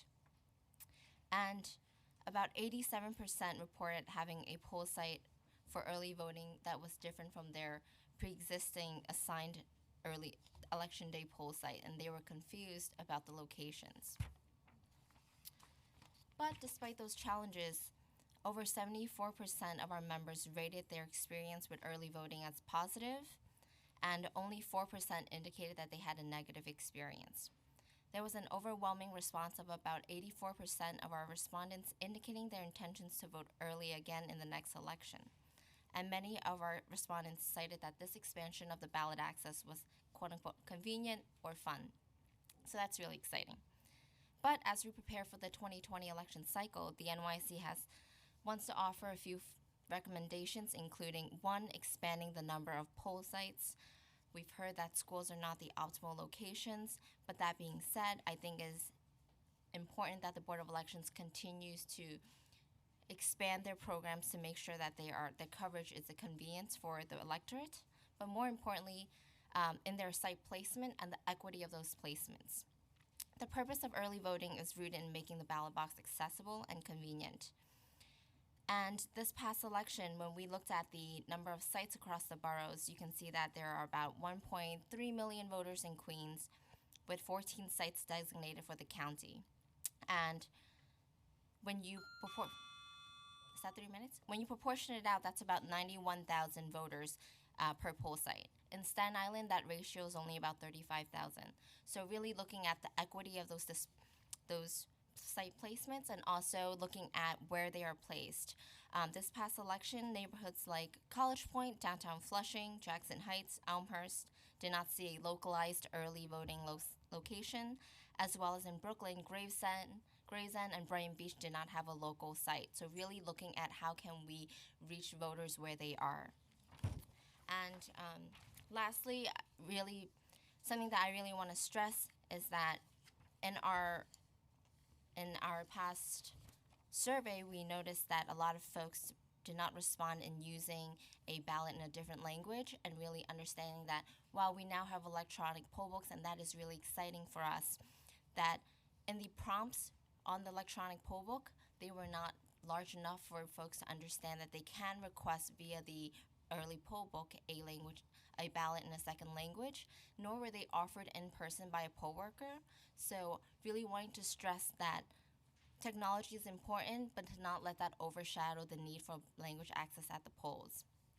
And we hope that with these changes, and I have more in the written testimony, that we really consider the immigrant community and their needs as they interface with the ballot box and the electoral systems.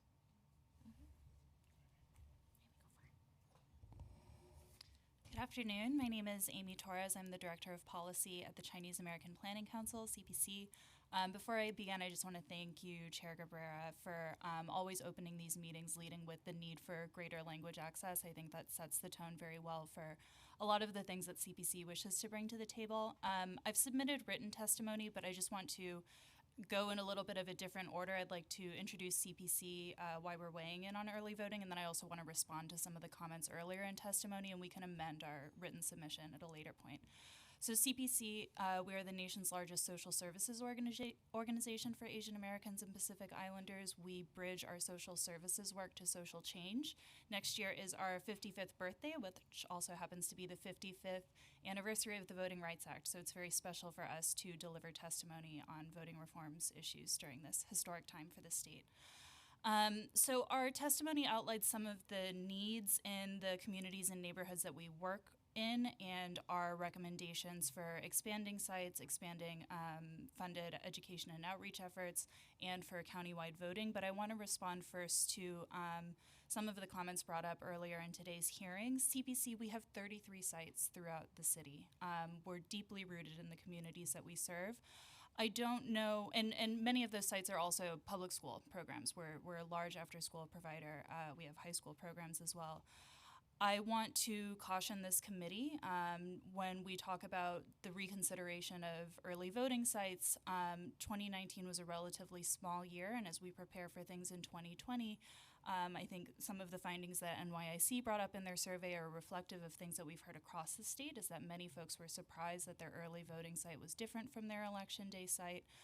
to do that process all over again in a few short months, were we to radically rearrange all of the early voting sites, is going to be a big lift on everyone's end, on the city's end, on BOE's end, as providers and community advocates. I also want to caution that a lot of the feedback that we've heard both in today's hearing and at the state hearing was that it seems to me, and again, as providers of after-school programming within the public school system, there seems to be a lack of coordination that is not necessarily tantamount to a need to reject public schools as early voting sites, full stop. I appreciate the recommendation that nonprofit providers could potentially be an alternative early voting site, but at CPC, across our over 30 sites, that is not something that we would have capacity for, and unless we're considering nonprofits to also be, you know, the NYUs of the nonprofit sector, when we talk about the need for greater representation and greater access to poll sites in low-income communities, in communities that are part of transit deserts, a lot of times public schools make the most sense, and public schools do have the security staff. They do have the security procedures that a lot of community-based and smaller organizations lack. I think rather than, you know, given the urgency of the elections that are coming up in 2020, I think there needs to be coordination rather than flat out rejection of public schools as early voting sites. I was a little surprised to hear a lot of what I heard today, and we would love to work with this committee, with the council, continue to work with the Board of Election on those recommendations, but I just want to caution that when we talk about voting violence, of course there's fears and concerns, especially when we talk about children, but we are a country that has a long legacy of voting violence, and we should not be undoing the great progress that we've made over the last year in voting rights reform on some conditionals and things that may be what-ifs or maybes. So we look forward to continuing to partner with you on that. We will make sure that we will amend our written testimony to reflect those comments as well, and thank you very much.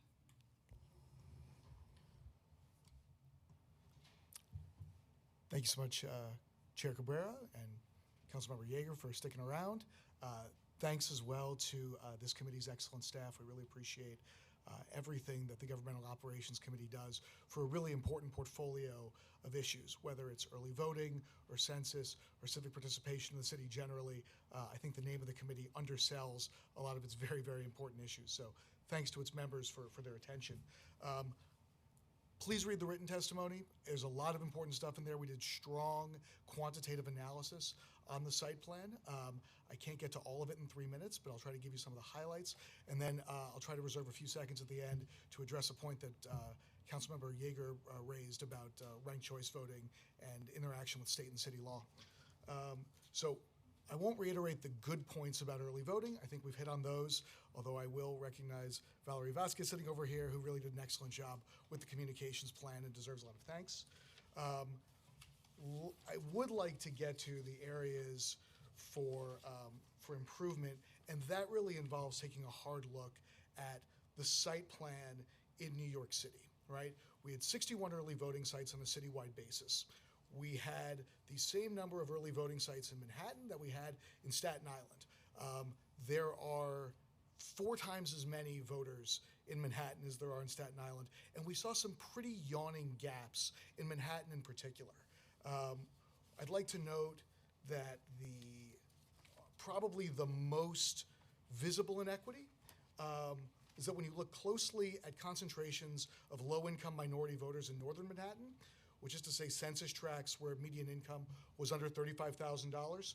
In the whitest neighborhoods in Manhattan, the average distance to an early voting site was about 7 blocks. For low-income Hispanic census tracts, that goes up to about 20 blocks, right? When we're choosing early voting sites, we should be taking a strong look at the demographics underlying the city map and choosing sites in order to give better access to the franchise for groups that have been historically marginalized from the political process. Low-income voters, communities of color, disabled voters, students, the elderly, making them more a part of New York City's democracy is only going to make us stronger as a whole. In the Bronx, there were no early voting sites south of 161st Street and west of the Bronx River. For the community that lives there to travel opposite in the direction from Manhattan ignores prevailing commuting patterns and public transportation routes. Hunts Point, cut off completely by the Bruckner Expressway, would have to travel all the way up to 161st Street. No small thing, as you know, living in the Bronx. But even in Staten Island, we can see that the largest Asian community in Staten Island was largely cut off from early voting. Had there been an early voting site, perhaps at CUNY Staten Island, that would have been a really valuable site. If I can just skip ahead to a couple of recommendations before I get back to the point about state-level preemption. One, I reiterate everybody's call that countywide voting and ultimately citywide voting is really, really important. A majority of outer borough residents commute into Manhattan. But I would also suggest that more sites is important generally, and making them more convenient to people in terms of residential proximity. Voting is a cost-benefit analysis. The reward in a lot of respects is fairly low, and the cost of taking half an hour out of your day is fairly high. Everything you can do to reduce the cost of voting, to make it easier to get to a poll site, is going to raise turnout. And so I think by increasing residential proximity, as well as increasing occupational proximity to poll sites, you're going to have a positive effect on participation. Every once in a while, I end up on the same page as the Board of Elections, and here's one of them. They need more help designating early voting sites, right? An easy start, every public college in New York City should be an early voting site. They have space, they have populations that attract from a diverse set of groups, and keeping it open should not be a particular hardship. So I would also suggest that you investigate public libraries, transit facilities, social service offices, and continued cultural institutions as public buildings that can be more available to the Board of Elections, because, again, they're not an enormous agency, and to negotiate with a lot of different sites can be difficult. And then just to reiterate briefly, let's make early voting an opportunity to help raise the turnout disparity for our historically marginalized groups, right? If we're situating poll sites with an eye towards increasing participation for low-income New Yorkers, for naturalized citizens, for communities of color, then we're really fulfilling the intention of the early voting law, which is to bring more folks into the field of our democracy. And then promised at the end, the issue with respect to ranked choice voting or with municipal voting practices generally is that where they're not inconsistent with state law, the New York Constitution gives deference to local governments to hold their elections in the way that they see beneficial. So the issue is not whether there's anything, so there's nothing in New York state law that conflicts with ranked choice voting, that prohibits. I disagree with that. I don't want to have the legal debate now on a different topic, but the state election law provides a scheme in which a primary for citywide office is conducted, and if no winner receives more than 40%, there is a runoff. That provision of law still exists in state election law. It can't be, it doesn't? No. I'm just saying that ranked choice voting doesn't necessarily conflict Absolutely with that. It does, because ranked choice voting creates a different method of voting than that which is contained in state election law. State election law provides for a choice between votes, a choice between candidates. One candidate receives a number of votes or percentage. If that candidate's percentage is the most votes received but less than 40%, there is then a runoff between the top two vote getters. That method by which a winner of a primary is determined is contained in the election law, and as we sit here today, it's still in the election law, notwithstanding that which the voters did a couple of days ago. Okay. So we can have this debate, and I'm sure that wiser minds than mine will have this debate in court one day, but I wouldn't start getting my number 2 pencils ready to start marking numbers on the ballot yet. Not happening. Okay. Well, I appreciate the position, and we'll look into it further, but I think It's also racist, but that's a whole different conversation for a different time. That sounds like it's a conversation worth having, but I think we're going to probably respectfully disagree on that. That's why a one. guy like me stands with the Black and Latino caucus of this council opposing it. Because marginalized communities know that ranked choice voting will destroy us. And on that, I'll let the chairman have his time back. Thank you, thank you. Mr. Chairman. Quick questions. You had mentioned that when someone goes to vote, that they were not offered the option to have the ballot in a different language. How would you envision that? And is that a question that should be asked of everyone that comes in to vote? Certainly. So in the past election cycle, I think when folks go and they submit their name on to the poll workers and they search it on the electronic poll books in which they have to sign and then receive their ballot.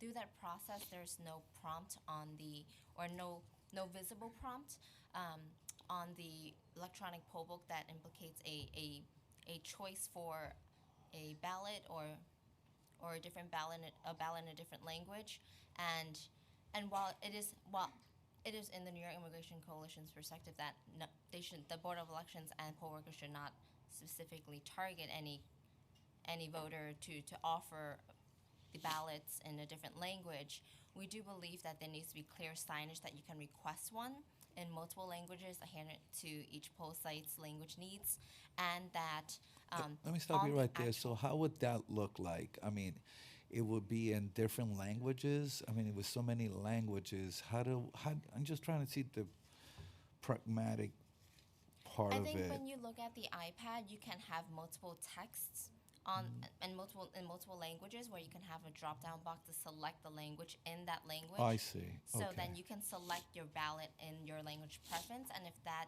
prompts can be made That's more helpful. visible and be more available to voters, then we can at least improve or remind voters that they have that access when they vote. Well, definitely bring that out to the Board of Election. That's very useful. The other question I had was, and I don't want to make any assumptions here, but it sounded to me based on both of the data that you were presenting, which, by the way, how big was your sample?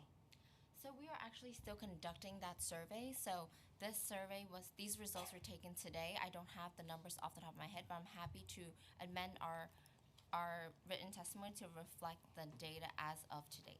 Okay.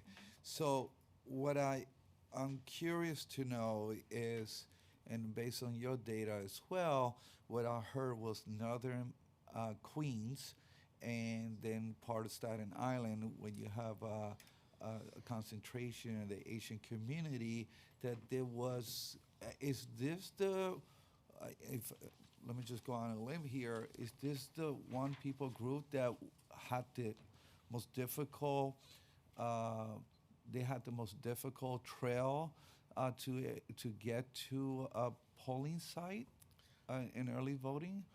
So there were certainly significant concerns that the Asian American community had in Queens and Staten Island. I don't know that I would say you can say one group had the most difficult, right? Certainly Hispanic voters in northern Manhattan and the South Bronx also had a significantly harder time getting to an early voting site than, for example, white voters in Manhattan or white voters in the Bronx.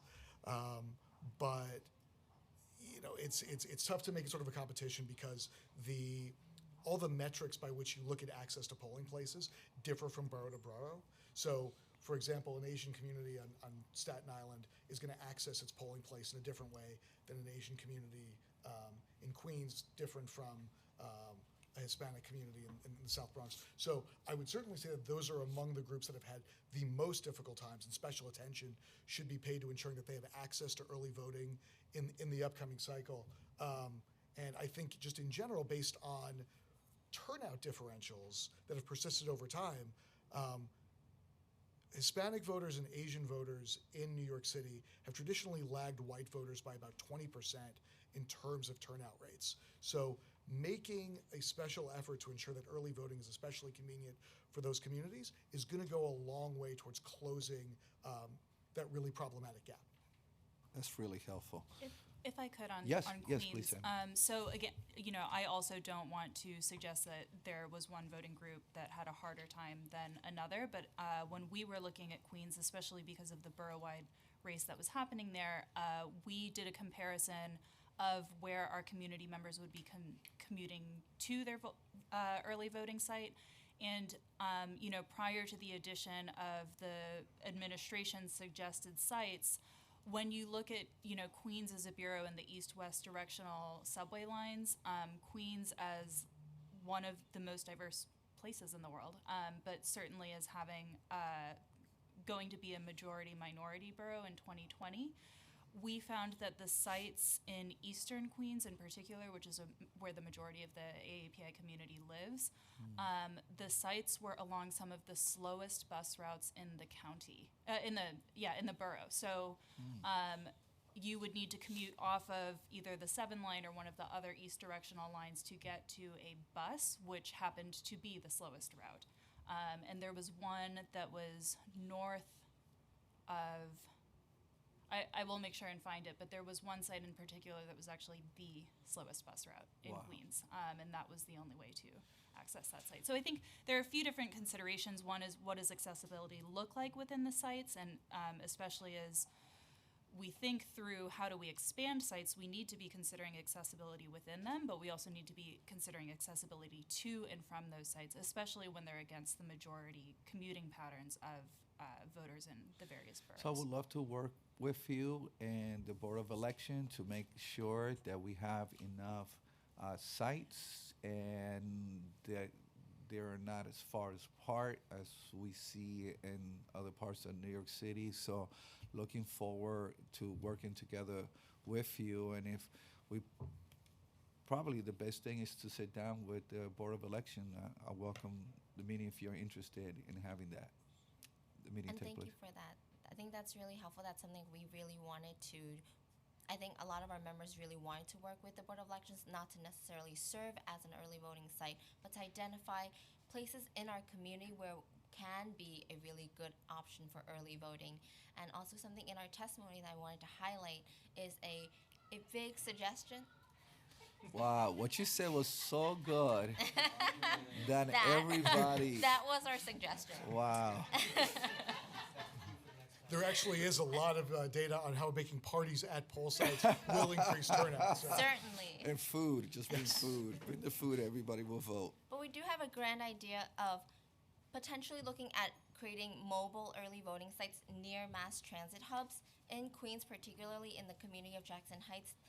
The 74th Street train station is a huge train and bus terminal, as well as the Forest Hills locations on those bus lines, and yet there were no immediate early voting site by those train stations, and really visiting whether we can have, if we can have a permanent or physical site, as some of the previous testimonies that I have identified, exploring mobile ones, since it is through the course of a number of days.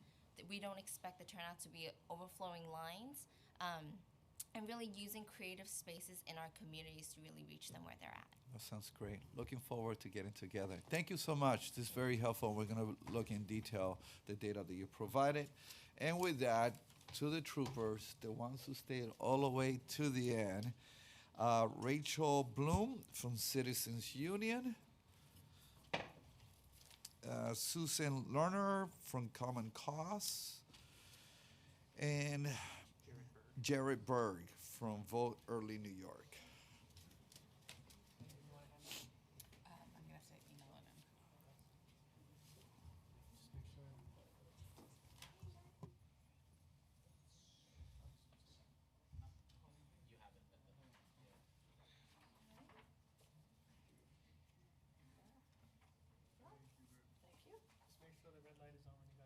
Yes, thank you. You can go first, Jared. Go, Jared. That's okay. No, it's fine. You may begin. Thank you so much. We're Welcome. gonna let Jared go. Thank you. Good afternoon, Chair Cabrera and Committee on Government Ops. Thanks so much for holding this hearing. It's incredibly important that there be a light shined on the voting process in the city and the state, and this is one valuable opportunity for that. So thank you for your leadership. Thank you. My name is Jared Berg. I'm the co-founder of 501c education effort called Vote Early NY. We're focused on making sure the public is aware of their new access opportunities, given that there was not a penny of state funding for public education and publicity in this new early voting law, specifically for that. The second prong of what we're focused on a statewide basis is working directly with boards and frankly bringing the pro-voter cause to them to make sure that although you can enact a good pro-voter law in Albany, it then trickles down to 62 counties for implementation with various results. As we've seen from experience in the past, we know that there's a lot of local discretion in that process, and this is a golden opportunity as this program is being imagined in the first year or so to get good pro-voter practices in place, with the risk that if we don't do that, and I think we've been largely successful with our amazing coalition partners at pushing that effort, that then the bones are sort of set and we get a bunch of default rules that may not be pro-voter in nature. With that, I do want to congratulate the City BOE on standing up a successful program and just point out that in the course of this effort, I've had the opportunity to work with some incredibly dedicated staff in the executive department of the BOE and training staff, the folks that trained folks, the staffers for the early voting program. That said, I think the commissioner structure is a mess. There's very little accountability with regard to decisions that are taken by these folks. They are, I'm sure they're all great people individually, but they do not work full-time at the BOE. So a lot of time what I've seen is they're voting and operating on staff recommendation, which is sort of citywide in the votes. There's a lot of 10-0 decisions I would have expected otherwise before I started watching this process closely. But for example, well, I'll get into a few examples. I want to start with some quality innovations that the city board put forth. There's a help desk model that I think is great. They have a Friday night meeting that they're now doing ahead of the Saturday first day. That's awesome.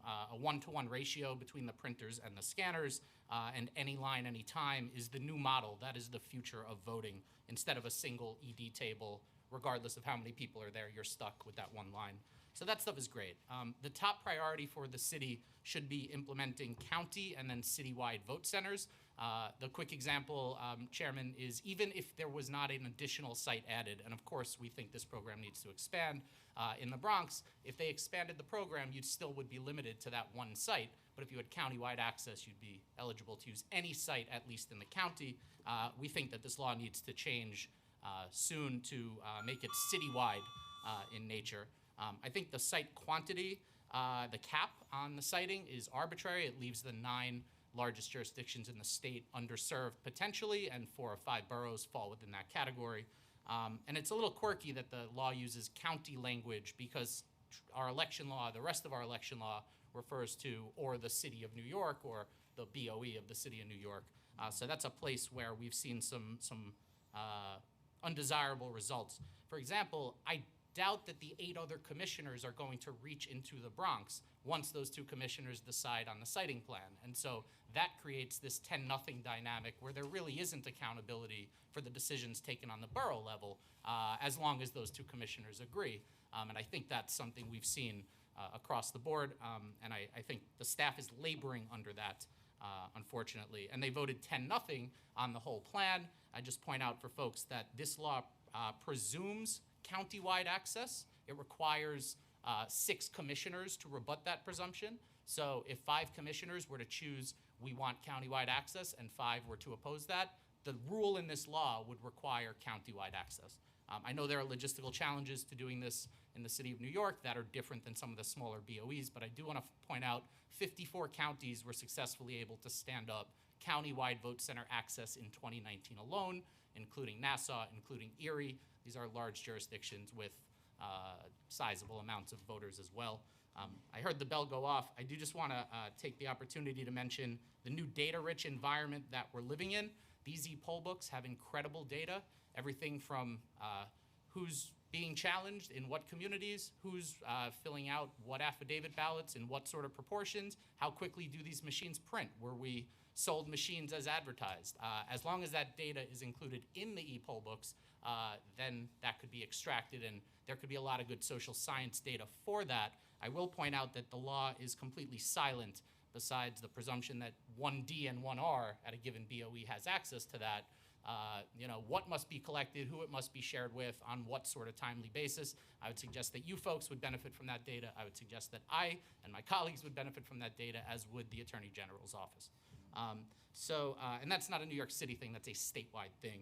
I think it's one opportunity is that we could coordinate these incredible outreach efforts between the Democracy NYC, BOE NYC, and New York City Votes. I read somewhere that the Charter Commission spent between $1 million and $1.4 million on the 5-question promotion plan. I have no idea what these entities were budgeted or spent collectively or separately. But that's a lot of money, and going into 2020, especially this initial learning curve, I think we would all benefit from having a coordinated plan, so we're not duplicating efforts. We can ensure saturation across the city, hit a whole bunch of communities. And I think the last thing worth mentioning, besides private siting and the new world that we're living in with more permanent footprints, this goes to the point about schools. Every single parent of a student in our schools, and I am a parent of a student not yet in our schools, has a stake in making sure that there is early voting access in their community and close to where they spend their days, whether that's at home or work. So we all have a shared outcome in figuring out a good siting plan. And with that, thank you for the time, the additional time. I'm here for your questions. Thank you. Thank you very much. I'm Susan Lerner. I'm the Executive Director of Common Cause New York. My written testimony details the extensive education efforts which Common Cause and the Let New York Vote Coalition engaged in to try and inform voters about early voting. Particularly here in New York City, we were able to provide literature and posters which were in all of the public libraries and extensively distributed through coalition partners in various languages. I want to join in on the compliment to the New York City Board for the clarity of the mailing which they sent out. I think it was clear. The language was really informative and appropriate, and it's a challenge for all of us to get voters to pay attention to some of the details. I would suggest that it would be appropriate for the city through the budget process to put aside some money for early voting education in the 2020 voting cycle, if it isn't too late already, to be sure that voters are aware of early voting and take advantage of it, because it is a real benefit to election administration when we know we're going to have a really large turnout, to encourage some portion of the voters to vote early and to take the pressure and the stress off election day, which is the primary purpose of early voting, is the better election administration, so that when problems arise, they're discovered in early voting and they don't end up disenfranchising anybody on the election day. A couple of recommendations. We join in on the call for borough-wide, minimum of borough-wide voting centers, and we urge the BOE to be much more proactive.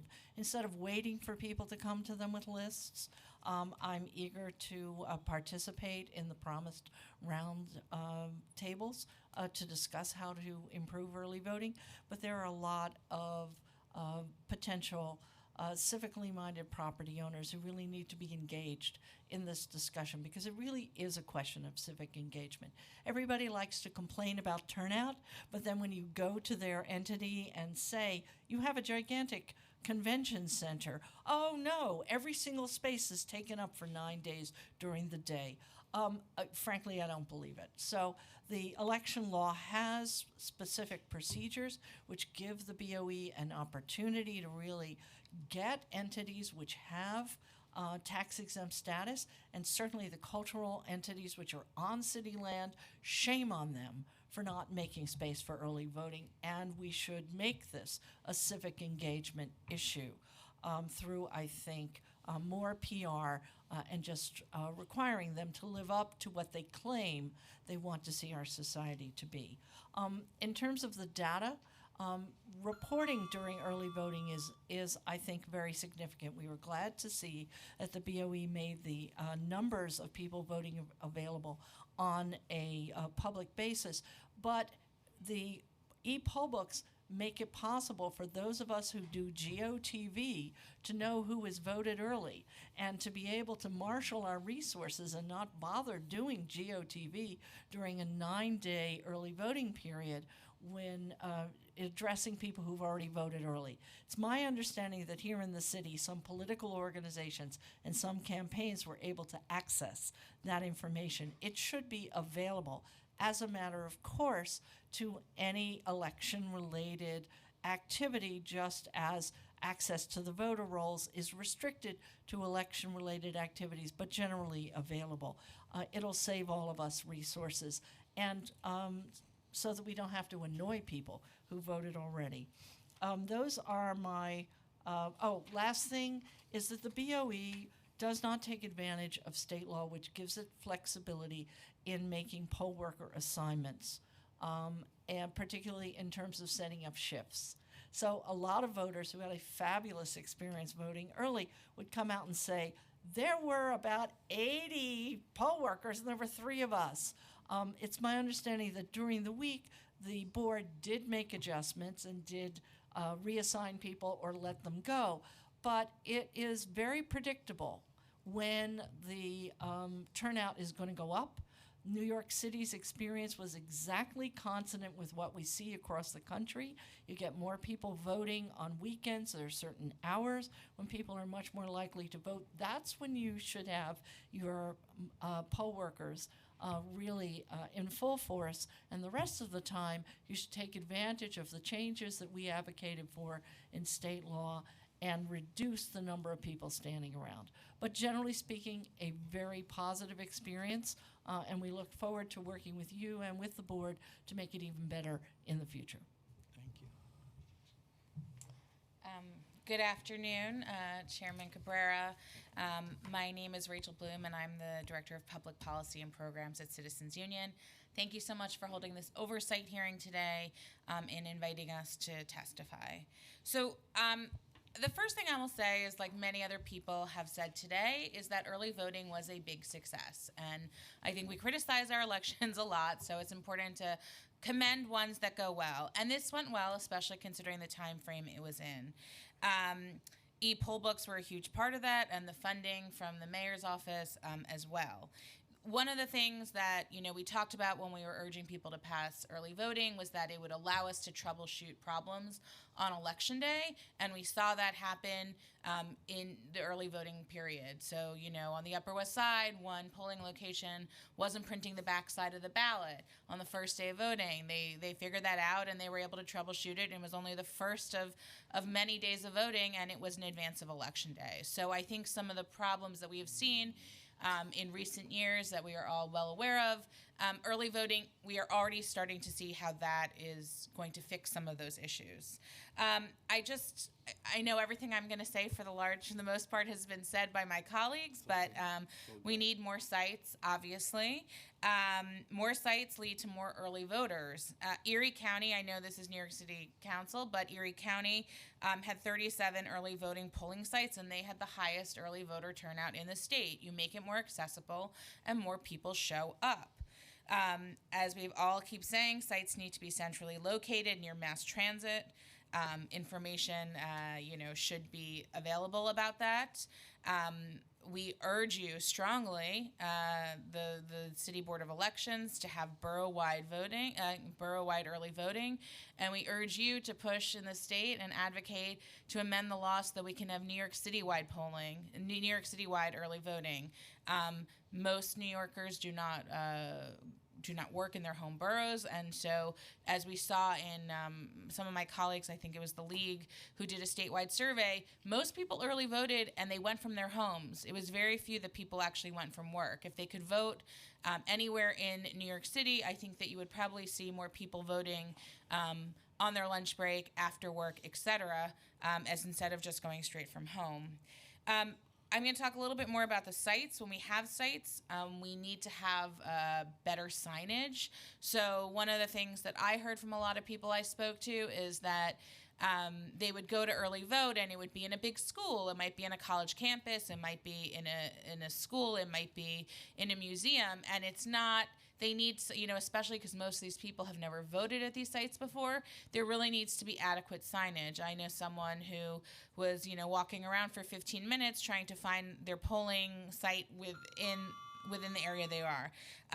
I'm going to be very quick, my last few things. There need to be community conversations. They need to be facilitated. We encourage both city council members and assembly members and senators to be part of those conversations. You can reach into the community in a way that the Board of Elections cannot. And we really, really urge you to take that lead and to partner with them. And finally, Susan just said this, I think, this was our first time at early voting. They staffed it accordingly. I think that we all know in 2020, there are going to be a lot more people showing up for early voting. But sites were overstaffed, and so I think when we go through a few more cycles, it will be important for us to take the time and assess what is an adequate staffing. When I early voted, there were, 40 people for 3 voters. But, this was a great first step. There's room for improvement. There's room for expansion.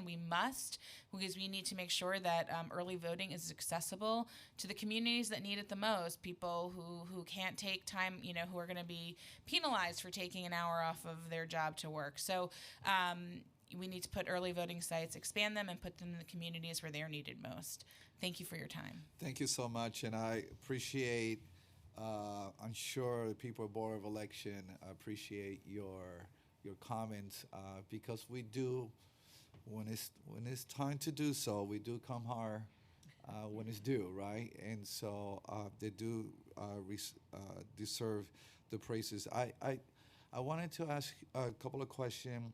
In terms of the signs, I noticed the outside signage were very nice, actually, the ones on the floor, in the walls. So I think you're mainly referring to what I heard as well, is once you get inside, and if you got to go into school, you got to go around and go through, Yeah, and then you might have to go to the third floor of this building to vote at this museum, and you don't know where it is. And, of course, and so I just think that, and I heard the Board of Elections at the hearing last week say, sometimes they put up signs and people take them down.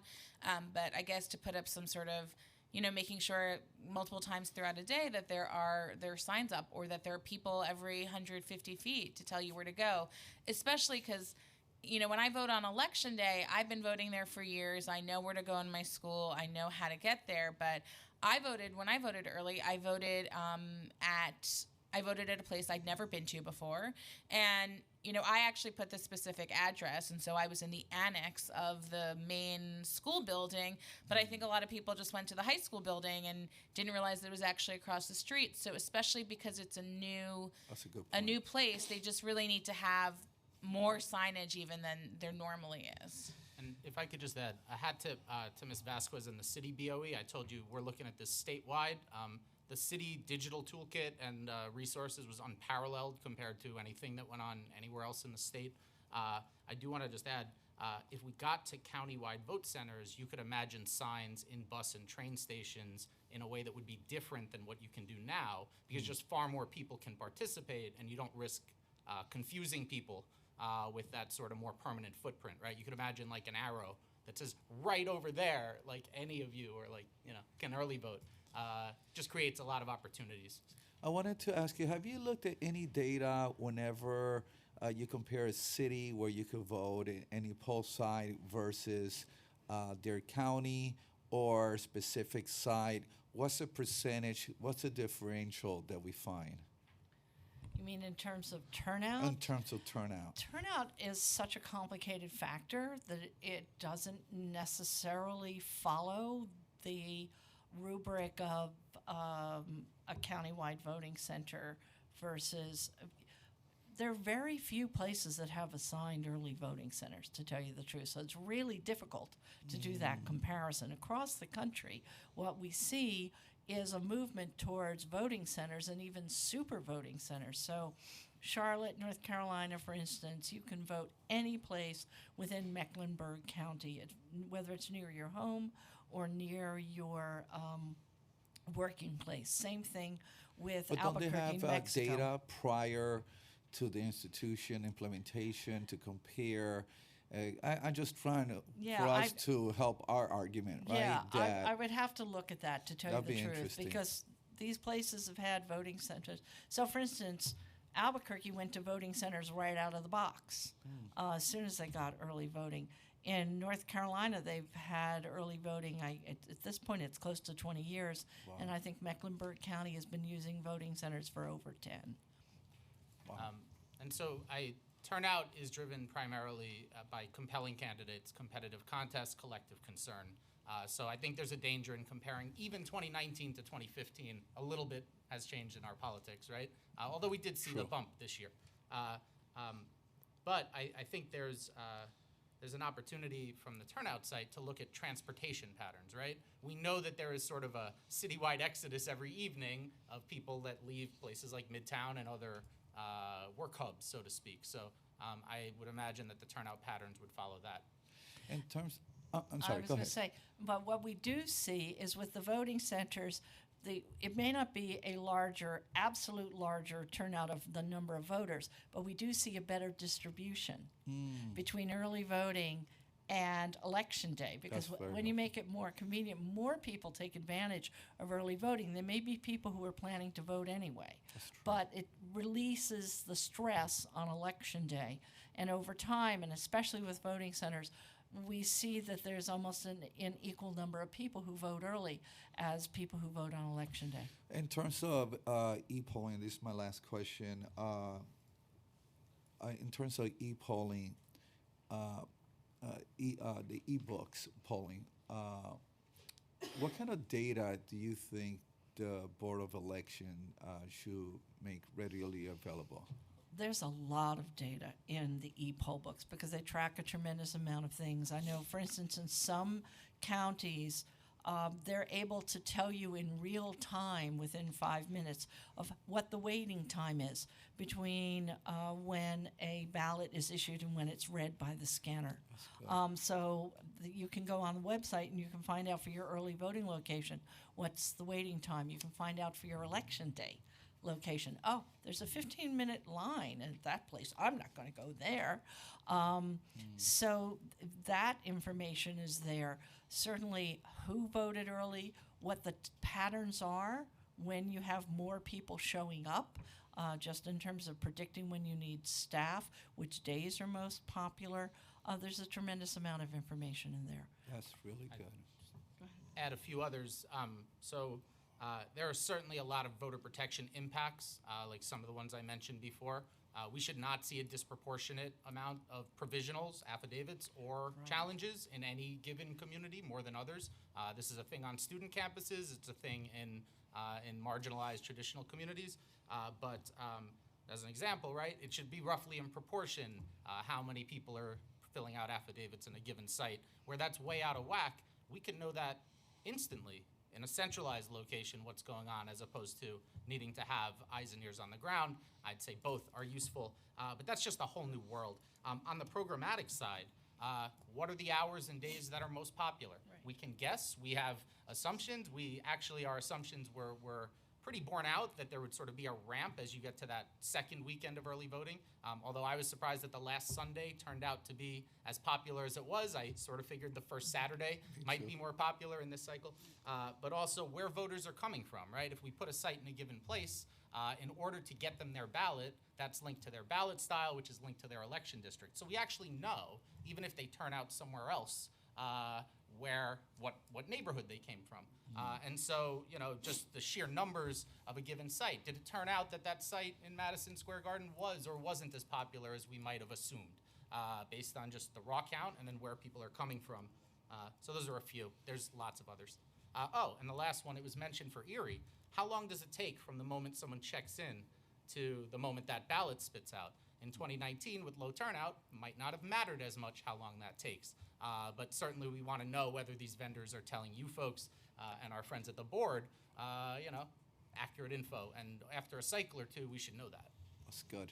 That's very good. So I want to thank you for your advocacy for more sites, for early voting education funding, and for Borough-wide early voting, and for all that you do to make sure that our constituents do vote, because their vote does matter. And with that, I want to thank the staff. They've done a marvelous job. You mentioned that earlier. Indeed, they do a fantastic job. And so with that, we conclude today's hearing. Thank you, everyone. Thank you.